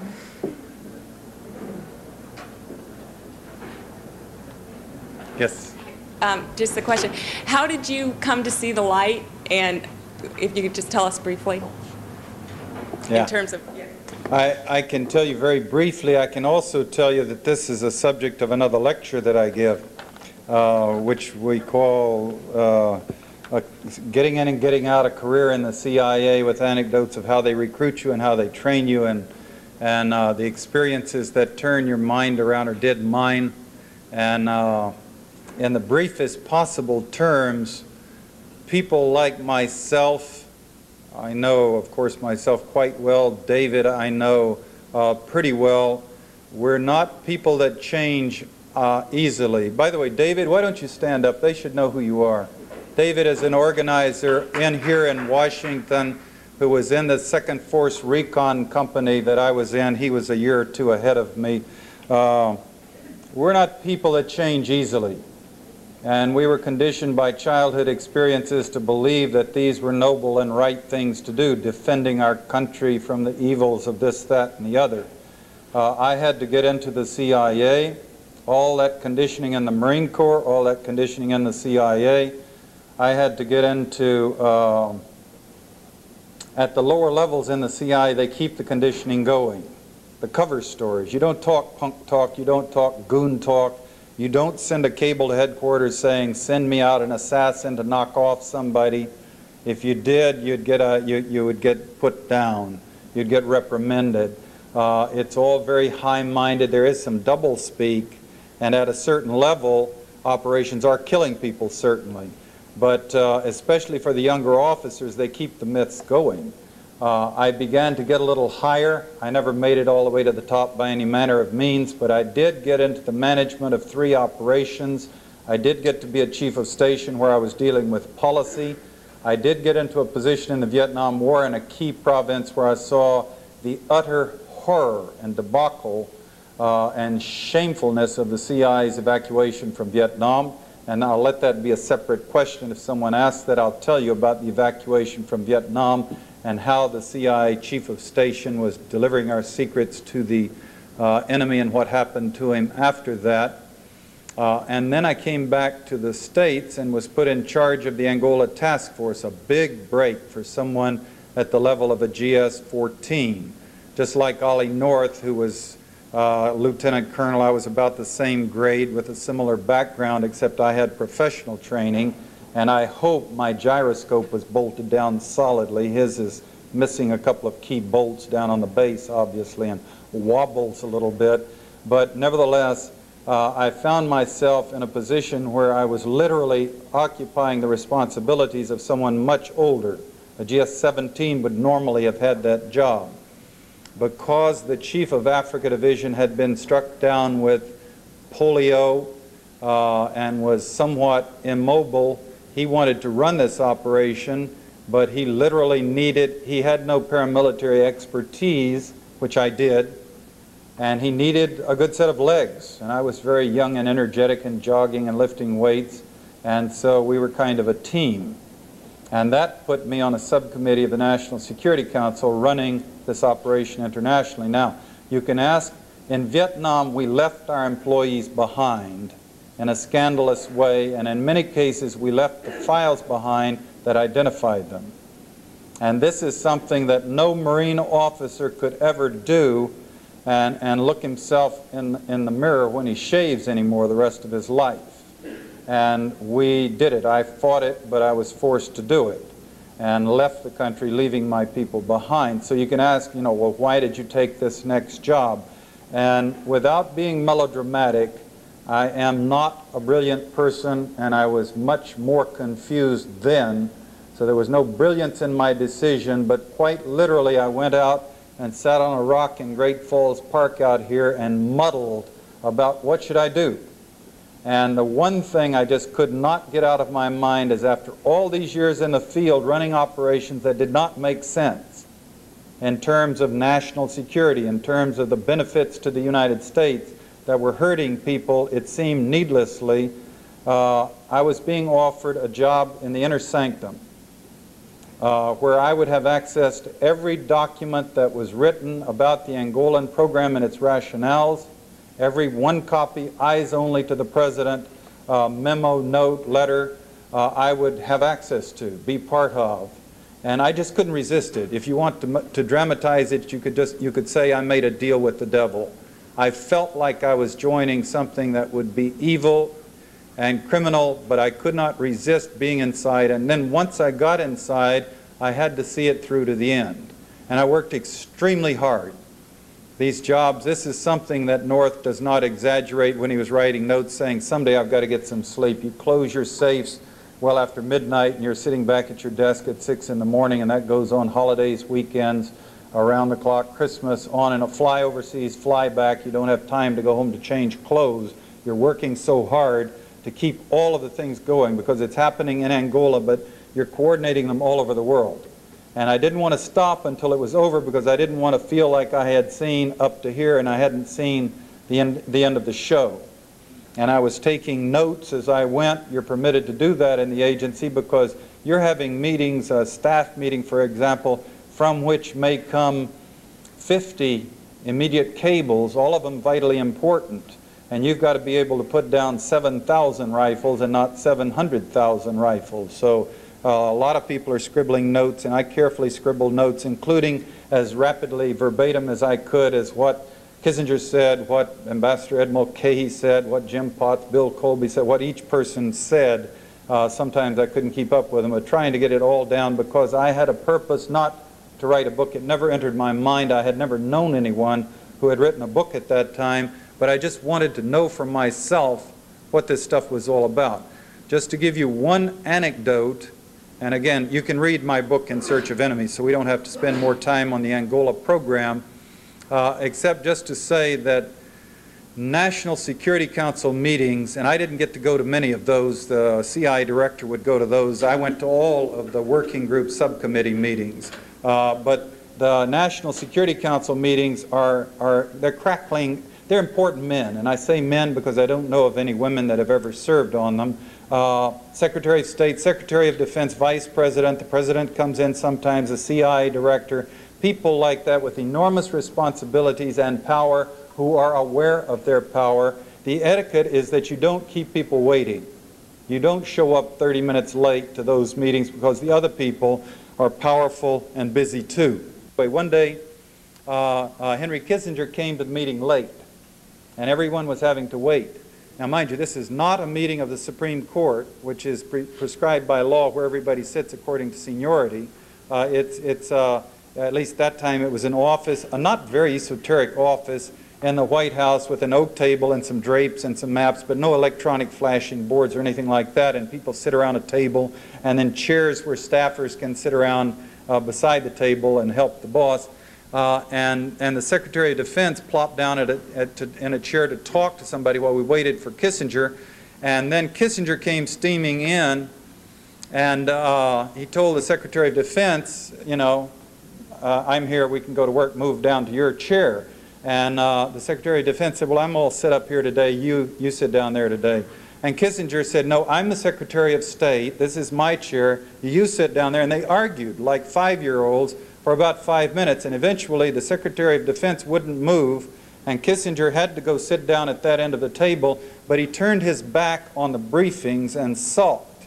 He wouldn't pay attention to that, to what we were saying that day, because he couldn't have his chair. And we were making decisions that were getting people killed in Angola, and I'm not exaggerating one bit. I could go on and on with such anecdotes of what I saw. Some of them obviously much more pertinent and detailed and serious than that one, but the fact that I left afterwards, I testified for 5 days to the Congress. I did not plead the Fifth Amendment. I did not think that officers in the Marine Corps and middle-level officers in the CIA should have the right to plead the Fifth Amendment. If they've been involved in a government operation, doing what they thought was their duty, if they've gone awry, I felt like we had a responsibility to take our medicine if punishment was due. In addition to which, because of the nature and detail of my notes, I knew there was no way they could put me in jail without putting Henry Kissinger in jail and the CIA Director Bill Colby in jail too. So that would be my consolation if they convicted us of a conspiracy in the thing. And that's the beginning of the story, because I left the agency then, I wrote the book, and then I went on to read endlessly and travel to countries like Grenada and Nicaragua and Cuba and Vietnam, target countries, to try to learn for myself what this stuff was all about that I had been part of. Yes, sir. Could you please comment on Barbara Honegger's well-substantiated allegations of treason against Ronald Reagan and George Bush related to the CIA's murder of American military men in the October 1979 sabotage rescue mission in the Iranian desert in a bid to ensure Carter's defeat? Yeah, I certainly shall. Yeah, I sure do. Just a second. I'm going to get to that, and that's a good question, but we have a couple of details before. I should have done this before. The address of the bibliography, so that you can order copies, and it may help you get started reading for yourself. There's some students down at the University of Texas that helped me by mailing this thing out, and they have no financial support, so you have to send them, I think it's $7 is their cost for the printing costs and the envelopes and the mailing and whatnot. And yeah. Bill? Yeah. Yeah. And also we wanted to note that there's another distinguished CIA alumnus who has gone public, Mr. Alan Orton, and if you'd like to stand up as well, who's been active in trying to speak out. Is there anyone else here, Alan, David, that I've missed? Yeah. Lou Wolf. Lou, are you still here? Yeah, Lou is the editor of the Covert Action Information Bulletin, which has probably done more to bring the history of the covert action, of the secret activities of this government public than any other one writer or author or publisher in the nation. And he's got copies back there, and I highly recommend his research and work too. Now, excuse me, sir, getting back to your question, which is a good one. Where did you go? The October surprise. This is an awkward question because I cannot endorse Barbara Honegger's research because I found it to be sloppy in some cases. So I'm not going to comment on it in detail. I will comment on the October surprise by saying that most of the best heads that I know analyzing that event, what the event is that in 1980, our embassy was being held hostage, and our media was making a big issue out of it as part of the surge towards conservatism that eventually got Ronald Reagan and George Bush elected into the presidency. And this was a massive orchestrated plan that involved the ABC television, with America held hostage on television several times a day to keep the people exercised and feeling militant, with people in the Pentagon and the CIA and the State Department cooperating with the Bush-Reagan candidates to Jimmy Carter's detriment. The point was that in October, if the hostages had been released, it's quite possible that Jimmy Carter would have won the election. So it was urgently important that Iran not release the hostages until after the elections, and they did not. And then they held them another 76 days until the inauguration of Ronald Reagan and released them 2 hours after he was sworn into office, so he would get credit for their release. And within a few weeks, the first flow of arms was approved. Sale of arms to Iran, secret sale of arms, was in fact approved. So the best heads that I know believe seem to agree that there was a tacit agreement, at least between the Bush-Reagan campaign and the Iranian government, that if they would keep the embassy people hostage, that the U.S. administration, Reagan administration, would smile on them afterwards.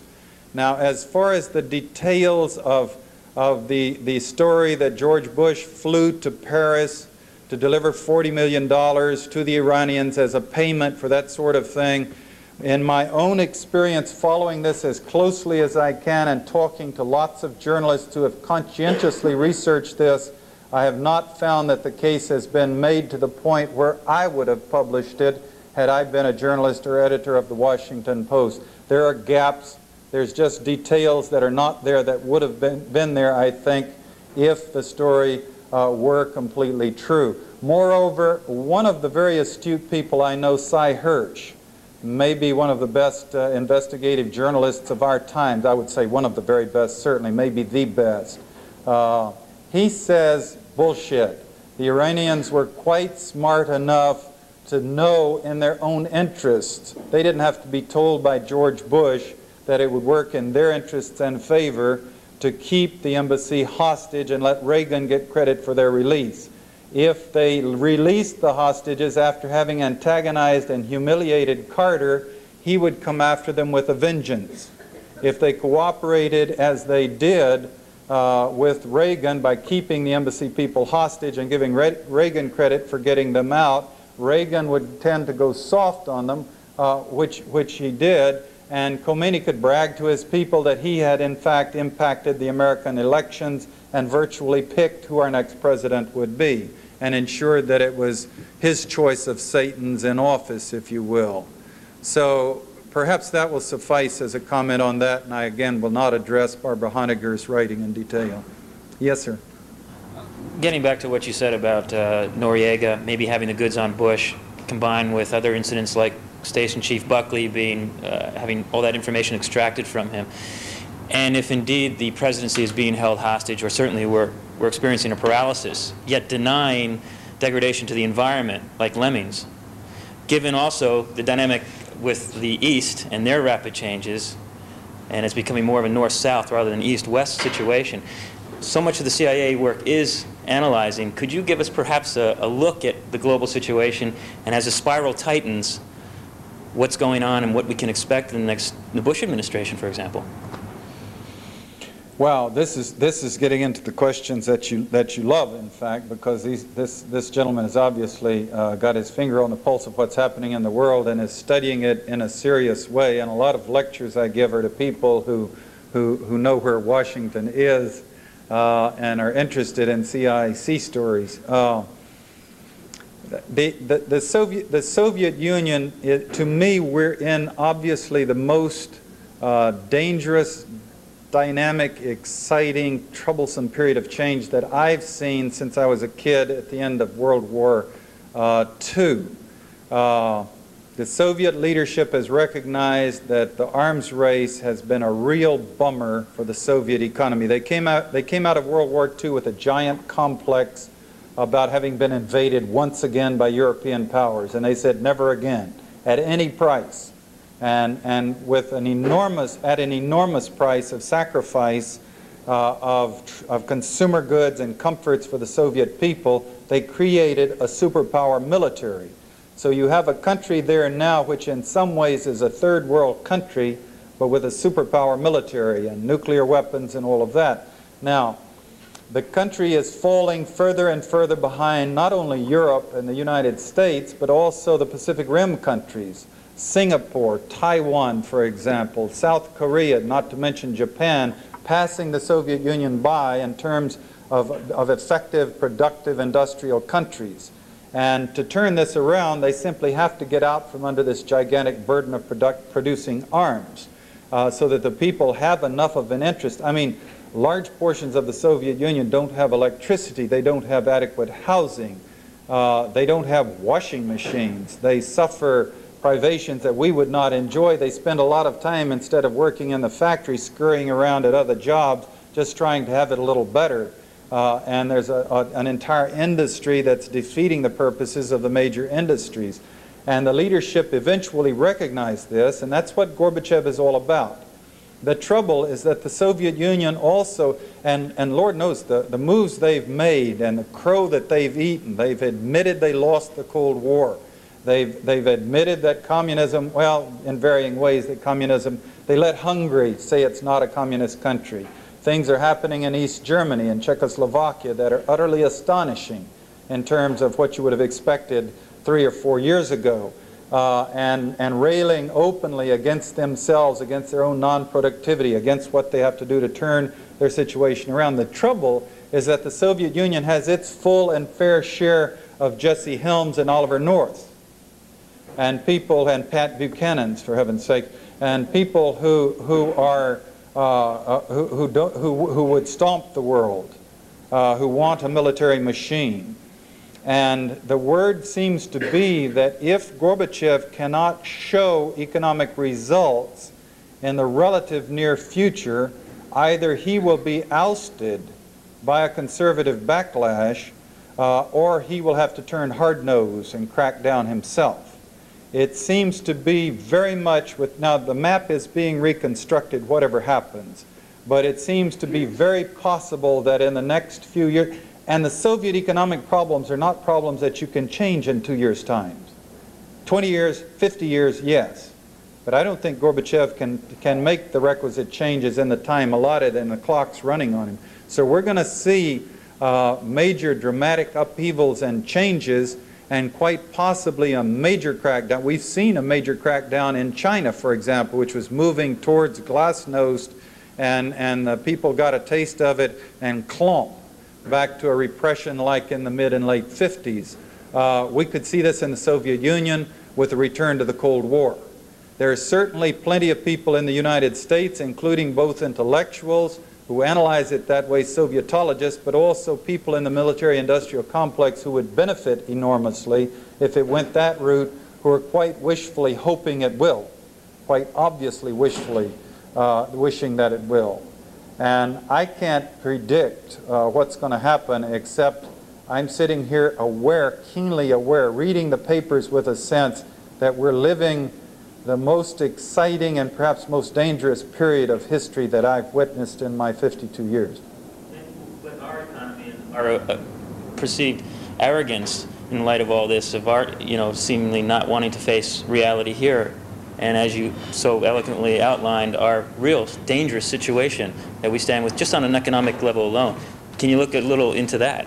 It seems to me, and I consult with economists every chance I get, like Lloyd Dumas down in Texas and others about just that. Where's it going for us?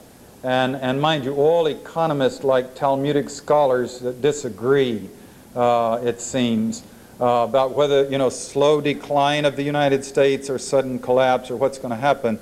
It seems to me that one possibility of what is going to evolve, it's clear that we have lost economic superpower status.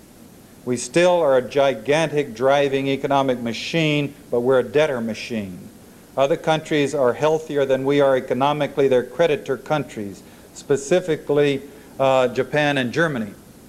Other countries have industrial trade gaps, trade credits instead of deficits, including Taiwan, for example, and Korea and Singapore, to our disadvantage, sucking the money away from us. But what they're doing so far is reinvesting the money back, buying up the debts in the United States. It has not turned into a bad debt yet. It's just that we own less and less of ourselves, of our own country. So that we're creating a situation where there will be other peoples who will be the bankers, and we will remain the policemen, or the soldiers, or if you will, the mercenaries, or describe it as you will. The way this could actually work would be we obviously would have tremendous clout, but we would have less control of economic decisions around the world. Just to give you some examples of how this works, George Bush, I don't know if you caught the 60 Minutes show during the presidential election campaign, in which they revealed that 18 members of his campaign staff had accepted six-figure fees from other governments to advise them. He had surrounded himself with international lobbyists. What they're moving towards is an internationalist world, a multinational world. The people that he represents, which are the capitalists, are internationalists now, and they don't see the U.S. as an island in itself, or their island, or their country. They see a world economy of which they're a part and in control, and the U.S. building missiles, and they can profit from that. And the U.S. standard of living dropping, that's okay with them because their standard of living is certainly not dropping. And then watching, you know, events in Russia and China and other parts of the world to see how they can play and tune them to the increased productivity of their own economic interests. One thing that Lloyd Dumas points out to me, though, that's pretty scary is I'm saying to him, but look, they spend all this money to build these weapons, and then the weapons could destroy the world, and they're not, it doesn't seem like they're thinking very far ahead in terms of their own interests. And he says, are you kidding? You know, these people are looking at quarterly reports, and if they're in the red for 2 quarters, they're out. And they're not planning the world economy, they're not planning the economic health of the United States. There's some vague trilateral planning between Europe, the U.S., and Japan of how they can work together to achieve greater industrial success. But basically, they're looking at very short-term profits of their corporations in competition with other corporations, and which is another way of saying they're not responsible. They don't consider it their job to be responsible for the fate of the earth. That's other people's worries. Their job is to get that next quarterly report into the black and the shares up. Yes, sir. Hi. First, I'm from the Critic Institute, and I speak for a lot of people there in thanking you for your work. There's great talk. Thank you. Also, I had a question about Southern Africa, and with the conditions there, talk of maybe perestroika in Southern Africa, in South Africa. I was wondering if you give that any credence. It seems hard for me to believe. And just to talk about what South Africa's role has been in destabilizing that whole region, and how the CIA uses pariah nations like South Africa, Israel, Taiwan in its work. I don't know. I call people like Jerry Bender, who's the best scholar that I know on Southern Africa. I mentioned him, you know, during the talk, and in London I talked to Victoria Britton, whose book E Victoria certainly doesn't give you much hope about a change of whatever in South Africa. She's detailing the continuing horrors, and they continue. Nevertheless, they seem to be releasing some long-term prisoners, political prisoners, and I read in the paper today that they seem to be making plans to release Mandela himself. And it may be, now I know I visited South Africa many years ago, and I found that there are a lot of whites there who are not as comfortable with apartheid as you would think. There's a hardcore segment and enough of a majority that they've kept it tightly buckled down. But I was invited and went to a sports event at the University of Cape Town. I was a judo player. I was on a military cruise. I was, you know, goodwill sort of thing. I worked out, and it was a totally multiracial meeting and group, and the whites and blacks, we went drinking afterwards, and I was a little shocked. And they were saying that the whites that were in that group were saying how they didn't think apartheid was fair or right at all. I don't know. Is it possible that they're getting tired, the Dutch descent, hardcore advocates of apartheid, are, after the decades, are feeling the international pressure and realizing that sooner or later they have to make change and trying to work out more peaceful accommodation? This is what they would have us believe. Still a lot of violence going along, still a lot of suffering going on.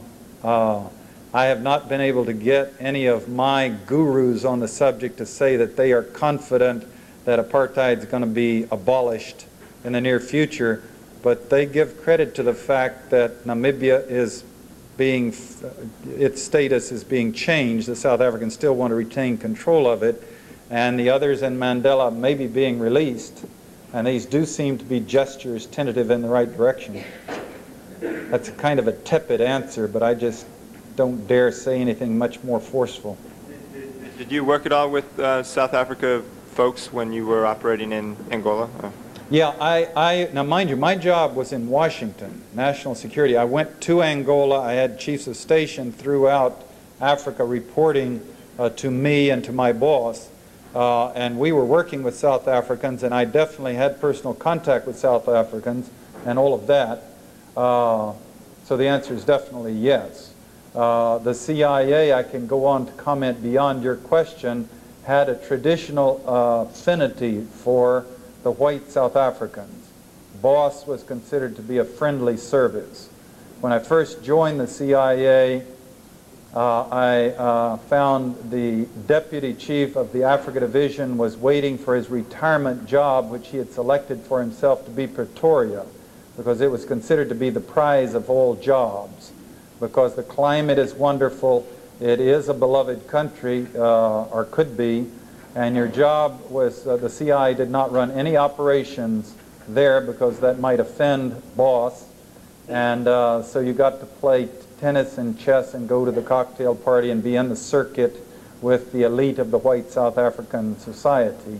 So it was a prize assignment. Years later, I find John Kelly researching with, I think it was CBS television, breaking the story that it was the CIA that originally fingered Nelson Mandela to BOSS for his arrest 20 years ago, whatever it was. Years ago now, so there's been a very intimate relationship between the two. When the sanctions were forced upon the Reagan administration, they had an exception that the CIA would not be prohibited from continuing its intimate relationship with the white South African Secret Service.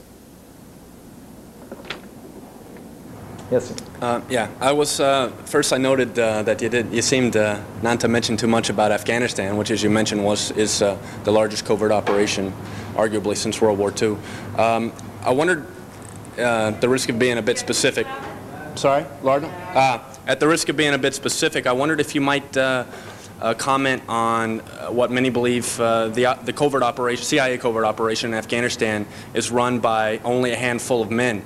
And how is it that the CIA, if you believe that, if you're familiar with it, and whether or not, how could that come about that the CIA would let that happen, or was it a policy, or did it just come about like that, or could you comment on that? You're saying that it was run by a handful of CIA men? Well, that it still is, but that it was much smaller, a much smaller group of men than typically most people that for such a large operation should have been in charge for such a large operation. Well, this operation, we get glimmers and glimpses of the budget now and then, hundreds of millions of dollars, and we get a sense of its size, which would make it, I mean, at times when the Contra program was getting $19 million and then $100 million increments, they were getting hundreds of millions of dollars. So it seemed to be a much larger operation. It was never controversial. The administration never chose to make it a controversial issue, which they chose to make the Contra program a public issue. They wanted to, apparently because they wanted to condition the nation to an eventual invasion of Nicaragua.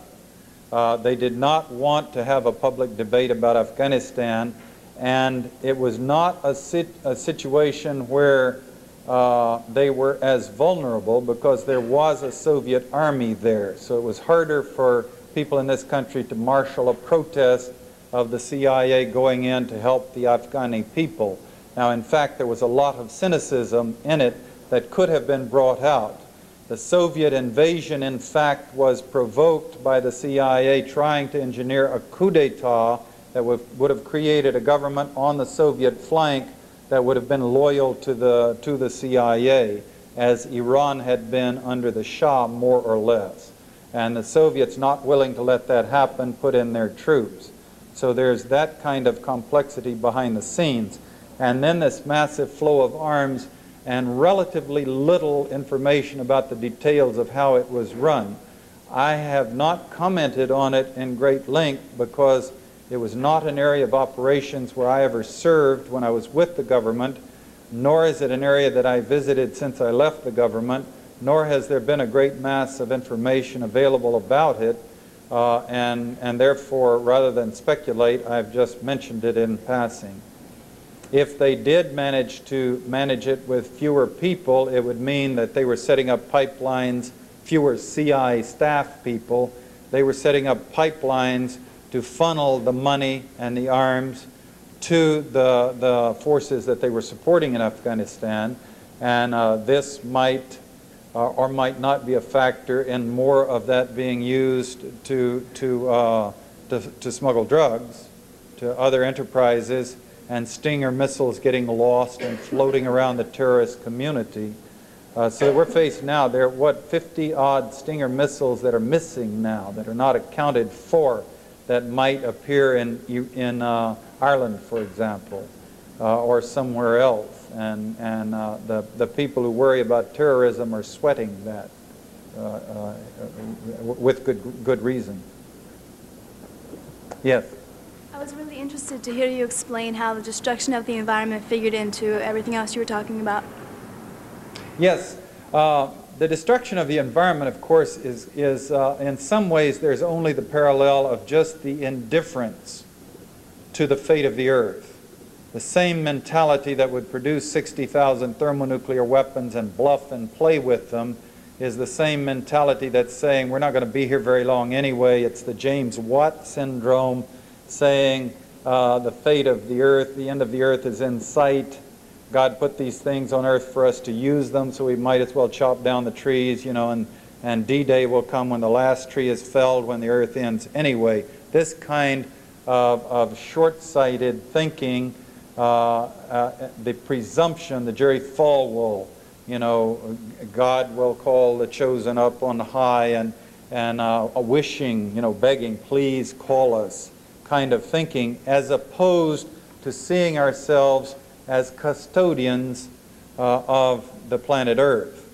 It's taken, as Carl Sagan points out, 4 billion torturous years to evolve to the point where we are today. We, whatever we are we going to pass on something for, you know, that will be here another billion years? Or will it be here another 25 years? And our attitudes are 25 years. We're doing things now that if we move to correct in terms of the greenhouse effect, in terms of the toxic wastes. I mean, they're running studies now. Carl Sagan has sent me some material on this from papers that he's delivered, and because I'm finishing up a book on the subject of the arms race, showing how they're spending X billions of dollars to study how these toxic materials could be stored safely for 10,000 years. Because that's the maximum amount of time that they can possibly estimate the state of the crust of the world's, you know, they can't plan beyond that. But the stuff will be toxic 50,000 or more years. And so, you know, we're not planning that far down the road. But getting more specific, beyond just the arrogance, you get into the weapons plans. where managers of the plants have some radioactive gases or liquids that they need to get rid of.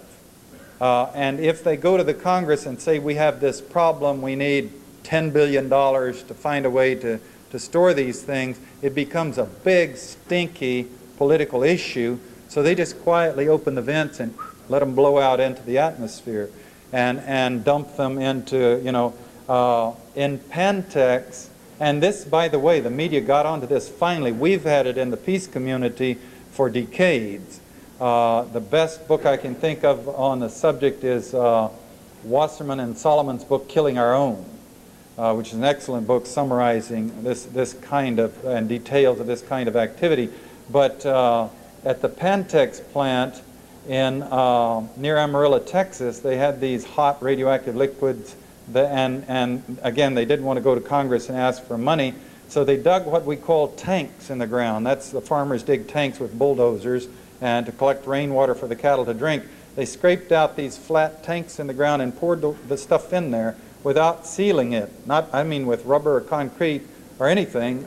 They just poured the stuff in there so it could percolate down into the Oglala aquifer, or blow, the winds are quite strong, blow into neighboring fields or evaporate up into the air. And that was their donation to the environment, just to save money and embarrassment. Now, there is a move afoot to investigate these things and to talk about cleaning it up and to talk about criminal charges for the directors of some of these plants. So, we are making dents on some of this. These thousands of books that are out now, the 120 books on my list, are almost all written in the 80s. I should have gone on one more minute in my talk to point out that your effort, some of you, I was on the other side, stopped the Vietnam War eventually. 2 million people had been killed, but if you hadn't risen up and taken to the streets and made them get out, 4 million people would have been killed. And I will flatly assert that we stopped and blocked the invasion of Central America during the 80s. We, all of us, myself, Lou Wolfe, David, Allen, all of us, a lot of you, the Reagan administration had clearly committed itself to orchestrating this nation into a war, and they'd picked Nicaragua. And they were blocked by the Joint Chiefs of Staff and the Secretary of Defense, Caspar Weinberger, in open debates. He was saying, not with my Defense Department until you can sell it to the American people so they will applaud the troops coming home. No more Vietnams. No more unpopular wars. We will not do it unless you can sell it in advance to the people. And we kept the vigilance of the people up to 66 to 70% against a military intervention, so that Weinberger himself was saying, no, not, and Gorman and Galvin down in the South Command and the Joint Chiefs are saying, no way until the people buy it. If you can get the percentages down to 55% in favor of it, we'll think about it. So we can make a difference, and we are making a difference in terms of the accountability of plant directors, for example, in the munitions and arms plants. Not enough, not fast enough.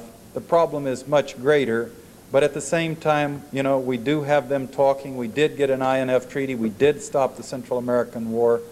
You grab at straws of hope because you need hope in order to keep your energies up. Yes, sir. Keep hope alive. Two brief things. One, to the remaining audience, a shameless plug. Common Concerns Bookstore in DuPont Circle on Connecticut Avenue carries many, if not all, of the books that Mr. Stockwell is describing. Question addressed to you, a bit personal, just what, if you could briefly outline or describe anything that your detractors has to say about you and your goals that has a shred of credibility. In other words, play the devil's advocate with yourself for just a moment. Is there anything that you personally find on target that's like anti questions your message? That I have trouble handling? They don't have a question they can present in the lectures that we don't have the answers to. We have staked out the intellectual high ground. Some of the fiercest battles that I've been in since I've been out have been Lilliputians, Gulliver's Travels arguments about which end of the egg in terms of how we should go about our struggle. arguing about details of accuracy with Barbara Honecker and others, in which my position, and I think Lou's, I know, and David's and the others, are that he was the director of research for a while with Critic, that we have the strongest one single thing we have is the intellectual high ground.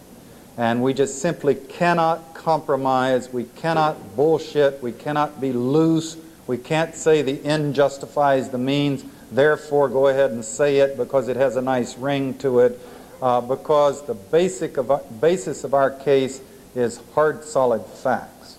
And for that reason, I sometimes, I mean, I'm a little, I'm always a little turned on in lectures when like last night in Brockport, New York, a guy stood up and said, "Mr. Stockwell, I want you to tell us about all of these fictional novels you guys are writing and making fortunes on." And I said, "Excuse me, before you finish your question, what is a fictional novel?" And then he said, "Come on, don't give me any shit. I know you went into this to make a lot of money and you're ripping off everybody and everything." And I went on to point out, I said, "Sir, you have me confused with Oliver North. You know, my lecture fees at best run 10% to 5% of his. He's made millions of dollars by lying, by destroying. He did a lot more damage to Ronald Reagan than I ever did, by running operations that killed people in Central America, by collaborating with drug smugglers, and he just got his pension restored, and I have no pension." I had a guy nail me on a talk show in Denver, radio talk show, and he said, "What's your retirement check? How do you dare accept your retirement checks while you attack the government the way you're doing?" And I said, "Who retired? I quit." And he said, "Come on now, you retired." "No, I quit. I was 40 years old. I was not eligible for retirement. I quit. I got nothing to, to feed my family except my wit and a little bit of luck and the generosity of people who bring me into lecture. And when I can sell something that I write, but mostly the New York publishers don't want to publish the stuff I want to write because most of them are owned by the multinational corporation." I appreciate your presence of mind. Well, I came into this, mind you, with a morbid fear of public speaking, with the thought that I was the least likely public speaker on the face of the earth, having been slow of wit and having had a little bit of a speech, not impediment, but a speech difficulty as a boy. You wouldn't pick me if you were going to train someone and send them out to debate these issues. And I gained confidence over the years because I found that the subject material genuinely interested people, and that as I read the books, I could handle the questions. I've fought off and on with a stomach ulcer and the anxiety and loose bowels before I go on to lecture, and what if they ask this and that and the other. And there were a lot of humiliations at first where I would be making a point and someone would stand up and say, "With all due credit, Mr. Stockwell." At one point I had the pyramids, I'd misplaced them by 2,500 years. And mind you, I've been to Egypt and seen the pyramids, and the result is because of my anxieties, you just don't catch me very often. My nose is not in a book. And trying to memorize, trying to make the gray matter work, studying. Before I came here tonight, I was in the hotel going over my notes. Mind you, I've given 600 lectures, but I was going over my notes again to get it straight. But it's given me a lot of confidence to find professors and scholars, to have Carl Sagan say, "You got it right, John." This sort of thing, we do have it right. And the reason I lean on this point a little bit is that if I can get to a point of intellectual confidence, you can too. And this is very important because I know what the feeling is when you go out and you're on a protest or a demonstration, or you go home on the holidays and your parents are nice people, but they're saying, "What is this liberal shit you're being fed at college? I should shut off your money or something." You can develop the same confidence just by informing yourself and getting your head involved. Yes, ma'am. Did Yes, I'd like to bring back the issue of Nicaragua and get your response to the interference in Nicaragua's election, the massive infusion of money, and the destabilization of that election. And also, I'd like to get your response. What do you think the scenario would be if the Sandinistas win the next election? Well, a well-run election manipulation operation you won't see too much of. The CIA will be there quietly giving money to its choice candidates, and the candidates will be spending the money and building the cadres, and of course it taints their cause to have the CIA up front. So generally the CIA will not come to the rallies and go to the big meetings. They'll have quiet meetings in the CIA officer's home, and the Violeta Chamorros will walk out with $5 million in cash to distribute and disperse, and the CIA will put in radio stations around the region, of which there are 70 that can beam shows into the targeted country, namely Nicaragua, full of the propaganda, but still it has to be orchestrated quietly for it to be maximum effectiveness. This is one of the Sandinistas' biggest points now, strengths, is that Chamorro is just very openly identified as the CIA candidate there. There have been elections won by the CIA candidate. In 1980, Ciaga, C-I-A-G-A is the way it's spelled, I believe, in Jamaica, won the election despite open support from the CIA. So Chamorro might win if the country were stressed out enough and the people were so tired, and the Sandinistas with their policies had turned sour and turned the people off. I don't think she will. I don't think she'll come close. But if it's done well, we may not see. We do have historical evidence, though, to see how these things are done. In 1984, in El Salvador, the CIA spent $2.2 million on those elections successfully to put Napoleon Duarte, a longtime CIA agent, into power. He was selected because he was a moderate who could be sold to the people in this country as a moderate, so the support could continue to El Salvador. The reason we know so much about that election is because this antagonized Jesse Helms, who favored Roberto do Buisson, you know, Nazi comrades in arms.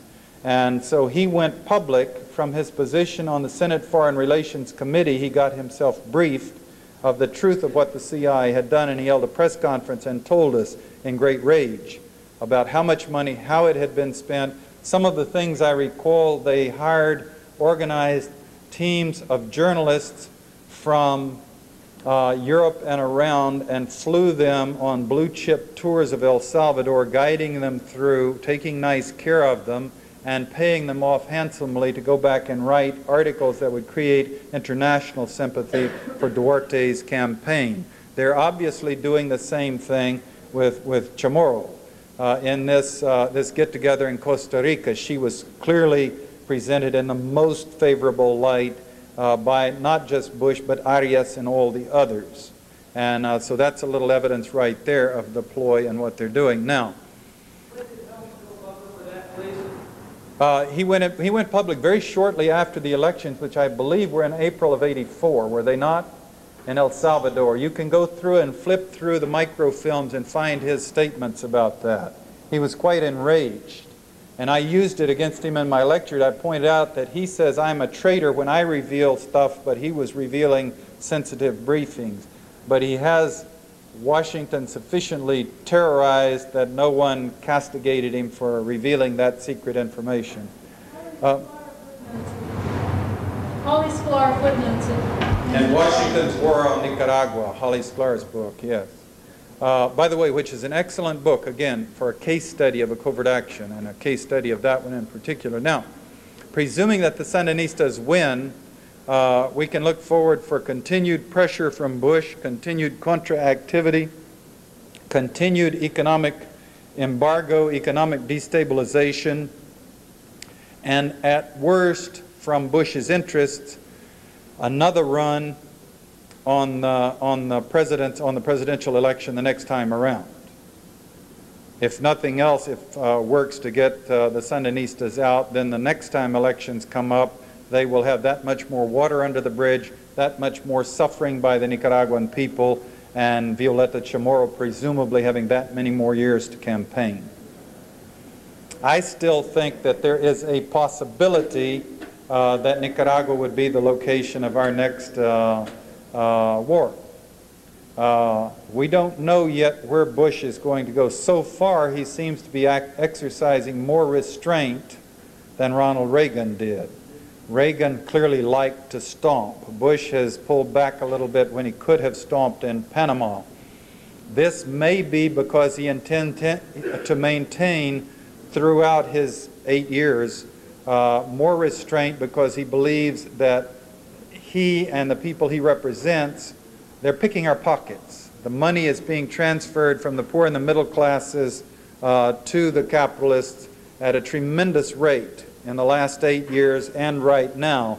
If they exercise the people with something unpopular like a war, then we may rise up and force them to go back. You know, we may wake up.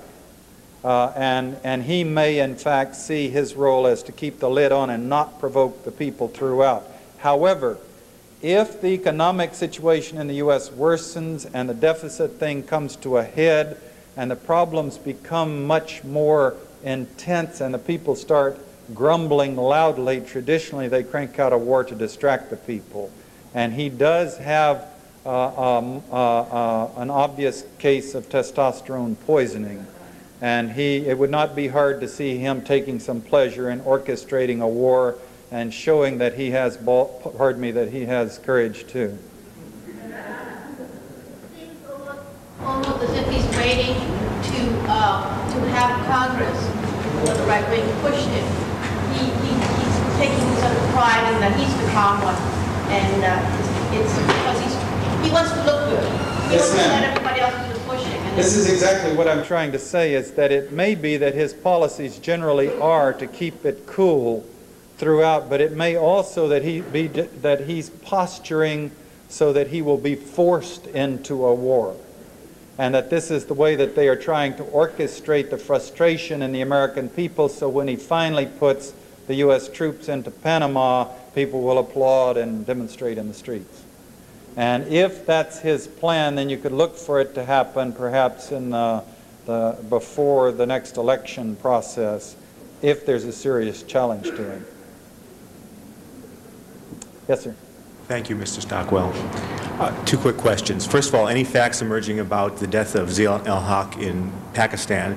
And second question, the FBI has had a long history of intimidating people like you, and I think of poor Carl Robeson and the recent biography written about him and his trials and tribulations. So my second question is this sort of campaign of intimidation of American citizens going on today? I'll pass on the first question because I just simply don't have any inside information on Pakistan. I'm not saying this is not an important part of the world. It is, it's just not my area of expertise. On the FBI intimidation, as I said before, we have the FBI director's admissions of punishment of FBI officers for improper targeting of civic groups, of peace groups. We have evidence of disruptions. We don't know what the CIA has been doing. I have been sued. I've been, there's clearly universities that won't hire me to lecture because the Defense Department or the FBI is telling them I'm a dirty bird. It goes a step beyond that, and something, I'm not sure whether it's funny or scary, but last week I was on CNN Crossfire. They asked me on the show, and this is where Pat Buchanan and Mike Kingsley get together and beat up on guests and yell at each other. It's not my choice of formats. It's not a format where I would see myself as being quick-witted to really do a good job on. And then worse, after they'd gotten me hooked onto it, and I thought they were going to come up with someone like Bill Colby to debate me on the subject of should we assassinate people, which is what William Webster, the CIA director, and the White House are trying to sell to the Congress right now as a greater license to kill, and we were to discuss this issue, and it's important, and I have a strong feeling about it, so I agreed to go. Then they told me that they had gotten Gordon Liddy to appear against me. And of course, as you all know, Gordon Liddy is a Looney Tune. And sure enough, this thing, everybody's yelling and shouting at each other. And in the course of the show, he threatened my life.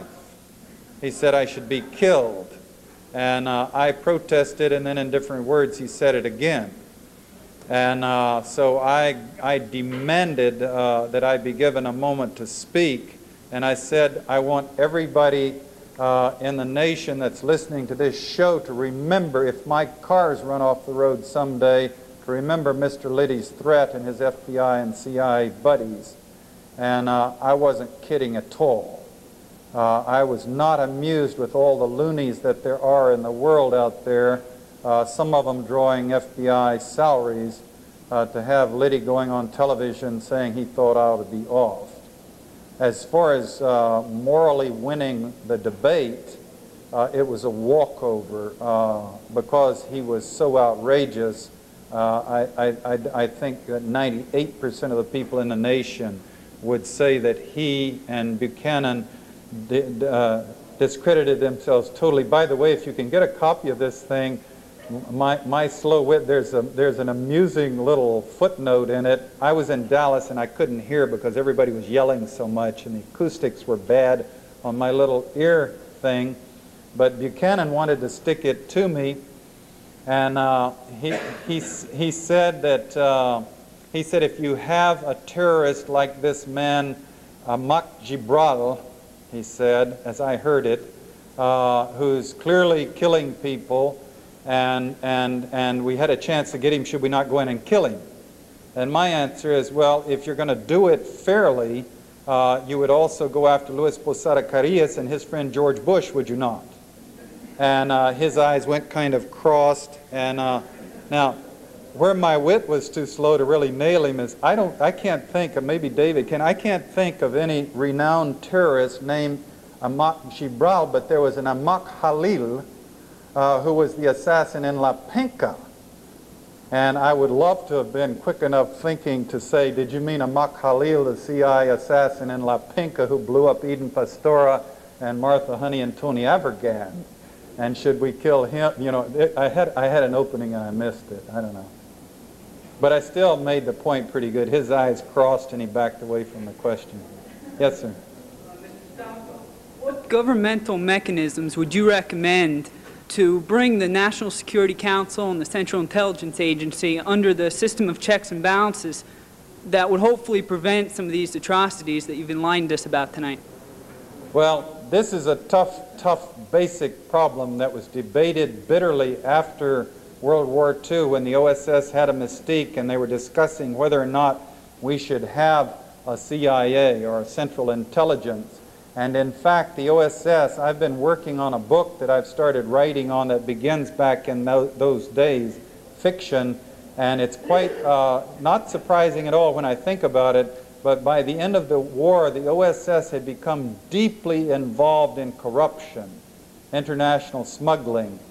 In Germany, right after the war, the equivalent of $2.5 billion in gold and jewelry from the Reichsbank disappeared. And the intelligence officers were involved like sharks in getting bites and bits and pieces of that. And there were studies done on this, and Truman at first had deep reservations about keeping a secret branch of the government going at all because of the corruption. And then he got into the Cold War and got gung-ho and was pushing them. And then later in retirement, he again regretted essentially what he had done. The problem, very simply, is how do you have a controlled little bit of cancer in a free society? Can you trust people with secrecy and the license to run deadly operations? And how are you going to control them? In J. Edgar Hoover's case, he turned the energies of the FBI into building files on congressmen and senators so he could blackmail them, so he could keep them from doing their duty to the public and people of this country. I would say that's a pretty clear lesson learned. And the CIA's involvement in our politics goes back to the Dewey-Truman election campaign when the CIA was using secret funds trying to get Dewey in and Truman out. And then you get the assassination of President Kennedy. And again, go and read those books for yourself. That's massive involvement in in democracy, if you will. And my sense is very clear of this. It was not when I first left the agency, but the more I read and the more I study it, the more I say that I used to say we should take our chances on facing the world without a secret, deadly arm. Now I say flat out, we'll be safer and healthier and stronger if we close down the operation sides of the CIA and keep the National Security Council as a strict advisory office only, without any secret police like the CIA to go out and run operations for them. We need good intelligence, but we don't get it from the CIA machine. I think the people standing at the mics now, that's going to be all the questions we can take.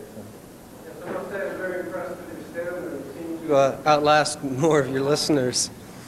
My question has to, you seem to agree with most analysts that the next Vietnam will probably come in Nicaragua.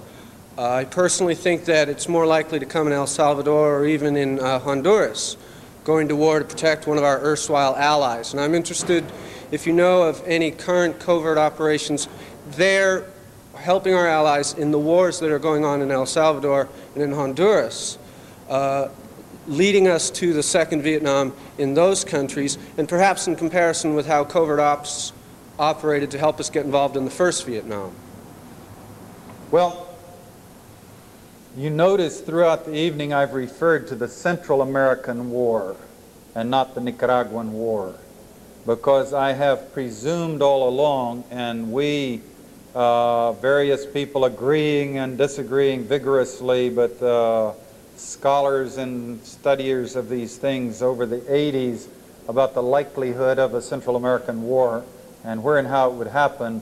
I think we've all pretty well presumed that it would encompass El Salvador, and it would be run from the USS Honduras would be the immobile air carrier from which we would fly the missions. And Nicaragua was being groomed as the clear trigger and target.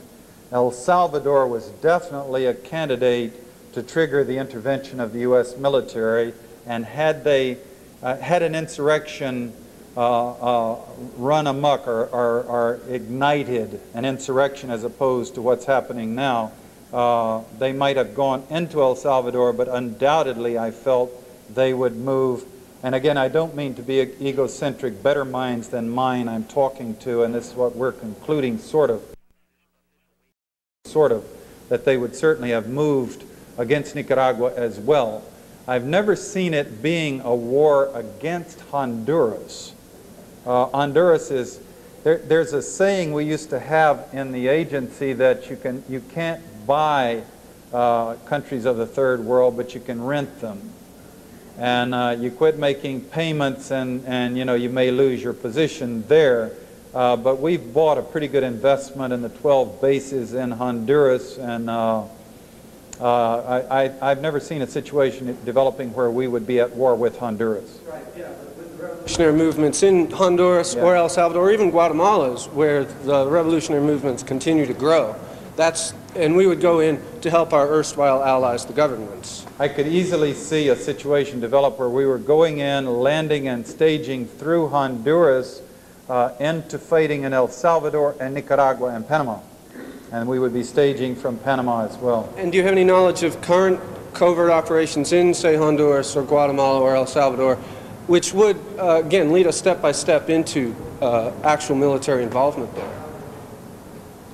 Well, speculate. So. Well, but that would be a lengthy speculation, reviewing sort of read Holly Sklar's book. I mean, we would have to review, you know, the activities, and there's lots of things going on, and orchestrations of violence, and U.S. Pilots shooting up Salvadorian villages and provocations all over the place. Let me clarify one thing, and lest I am misquoted after tonight. I am not saying that I think we're on the brink of a Central American war. I think the odds are very remote right now that it's going to happen. It could happen. It could be that Panama would be the trigger. It could be that Nicaragua would be the trigger maybe a year or two from now. But I'm not saying that I think it's going to happen. Thank you. On your comments that the best election manipulation is the ones that we don't see. And bring us back to Southern Africa, Angola, South Africa, and Namibia as we approach next week's elections. From where you were in 1976, how is the Angola project preparing for the 1978 planned Namibian elections? And were some of those highlights including the kind of tactics that we have seen in 1988 and 89, namely the massacre of SWAPO people inside Namibia in early April, using UNITA forces to help with the DTA US-backed party this summer during the registration period, and this week's forgery of United Nations Transitional Assistance Group documents? In 1976, mind you, I was leaving the government preparing to write my book. My assessment of the chances of elections actually happening in Namibia at that time was that there was no chance. And I took that talk as being just simply not serious talk. I barely remember it. It has turned out now that the South Africans have yielded, and they're trying to do, obviously, I think, what we did in Nicaragua when we yielded and pulled out the Marines in '33, and leave behind a defense force that will give them good solid control behind a front like the El Salvadorian democracy or the Honduran democracy or the Guatemalan democracy. They'll have control, tight control of the country without taking all the international heat.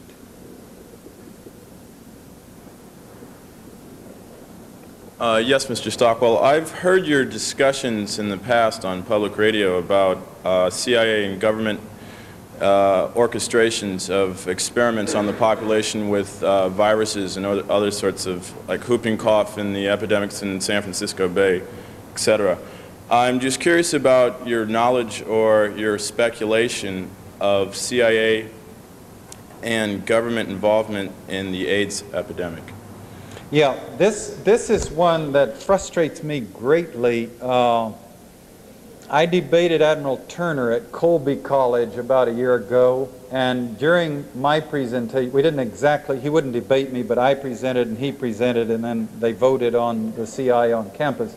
And in my presentation, I said that we had the MK Ultra program with the irresponsible research on diseases, and afterwards mysterious diseases appeared rampant in our country. I did not say that I believed that AIDS was the direct product of the government experiments, but I was suggesting that we have certainly the right, in fact the obligation, to investigate. We know they were experimenting massively, and pseudoscientists, I call them, promiscuously with diseases on population groups, jerks running around taking sloppy notes about what was happening, and calling that experimentation. Like John le Carré's The Looking Glass War, doing it because they had a charter to do it, rather than because they were real scientists really trying to find out what would happen. It would seem to me, if you have a disease like AIDS appear, which is mysterious and unexplained, and you know that the government was experimenting carelessly, that we ought to have a vigorous, open investigation of what they did. We might find the clue to AIDS in there. My guess is that if there was such experimentation that did lead to AIDS, those files probably have been burned very quickly in the early 80s. But nevertheless, in that debate, I just mentioned the experimentation and the mysterious diseases, and I went back to the University of Maine a couple of nights ago, and two friendly supporters, the guy driving me from the airport and the professor who hosted me, said, by the way, I heard you did real well at Colby, but you really stepped in it on the subject of AIDS. And I said, what are you talking about? And they said, well, we heard you really lost the audience when you made these wild allegations about AIDS. And all I had said was just what I had said to you here. So this is one of these cases where they have staked out a version of the high ground so that if you even talk about the possibility of AIDS having derived from irresponsible government experimentation, you lose your audience. That's apparently what they were saying happened at Colby College there. Let me clarify my position. As I said to those two gentlemen, I don't back down an inch on that. We have the government experimenting with diseases, with viruses. We know that some of those viruses, like swine fever, resemble AIDS. I've even been known to crack jokes at lectures saying we haven't closed the link to see how the virus could get from human beings to swine, waiting for someone to say, well, they're pig fuckers, aren't they? You know, but they're experimenting with viruses that resemble AIDS, and we have AIDS appear. I demand, let me just say, I demand that we investigate fully and see if there is any linkage. And if there is, that we hold them accountable for it, and two, that we might find the key to how to solve it. By the way, until today, some of the best, I stay involved, I correspond with some lively, progressive, open-minded, responsible doctors, which means they're still members of the AMA, about the AIDS issue, and we argue a little bit, even though I'm not a scientist and I'm way over my head. But anyway, the best summary that I've found to date of what AIDS may be all about is the Covert Action Information Bulletin's articles, Lou's work. In 1987, they had to break it into two issues, one in September and one in December. And in that, the scientists that they had write about AIDS then, they do not present conclusions. They offer, as I recall, 6 possible scenarios from which AIDS may have derived. There's also an excellent book written by Jad Adams called AIDS, the HIV Myth. I think I've got that backwards. By St. Martin's Press this spring, where he raises a lot of questions. What he's really pointing out is that they don't even know that AIDS is caused by the HIV virus. It could be a passenger virus piggybacking on the same cause. They don't know anything about AIDS yet except some of its symptoms and some of its behavior patterns. Now, the health establishment seized upon it as an excuse to grab $1.5 billion of research money and got a big machine going again. AIDS remains something like the 15th killer in the United States today, a hideous, horrible disease. But since, if I've got my figures correct at this late hour, since it was discovered in '81, there have been 59,000 people die of AIDS. And that's a lot, and it's a terrible disease. But there's going to be 850,000 die this year alone of cardiovascular disease relating to eating beef and fats and smoking. Just to give you a sense of the relative proportion. And there's more research being done on AIDS and money being spent on it than there is, and propaganda being spent on it, to the discomfiture of the principal groups, which are the needle drug users and the homosexuals, than is being spent on how beef fats and Jesse Helms's tobacco kills whatever that figure is, more people, exponentially, algebraically more people. It's about time for me to bring this to and get to a glass of beer. Yes, ma'am. Yes, Mr. Stockwell. These public presentations that you give must be very upsetting for the CIA. Why aren't they doing more to stop you? Well, we haven't come to that point in this society where they can afford to gun down people who are speaking out without having a backlash that could shut them down. They're more paranoid of their survival than you might think. During the Watergate hearings, I remember well, this is before transistors, but everybody in the agency, just about every office, had a portable TV plugged in watching the hearings, because we were so mortified and terrified, because here some guys were being on trial. A president was thrown out of office. 18 members of his staff went to jail, including the Attorney General, for a little breaking and entering operation and covering it up. I mean, you know, you're supposed to do 3 of those before breakfast every morning. I mean, we presumed always that running these operations that we worked for the presidency, and that if you got caught, you would be quickly sent out on assignment to Ouagadougou for 2 years until the dust settled. Or the Attorney General and people would step in, and memos would be written, and you'd be let off the hook. And to realize that those two postal clerks, those two GS-9s who had been opening the mail were prosecuted. Now, their superiors were not, and they should have been. But I remember when I realized with a shock, the CIA had a whole wing of attorneys paid by the taxpayer, but they could not represent these people in a criminal trial. The law would not permit it. So these two GS-9s were out there trying to raise money for their own defense, and the CIA had to cut them off. And then in the Watergate thing, all the chiefs are saying, I don't know those people, I vaguely remember they worked in the office. I may have met them at a cocktail party sometime.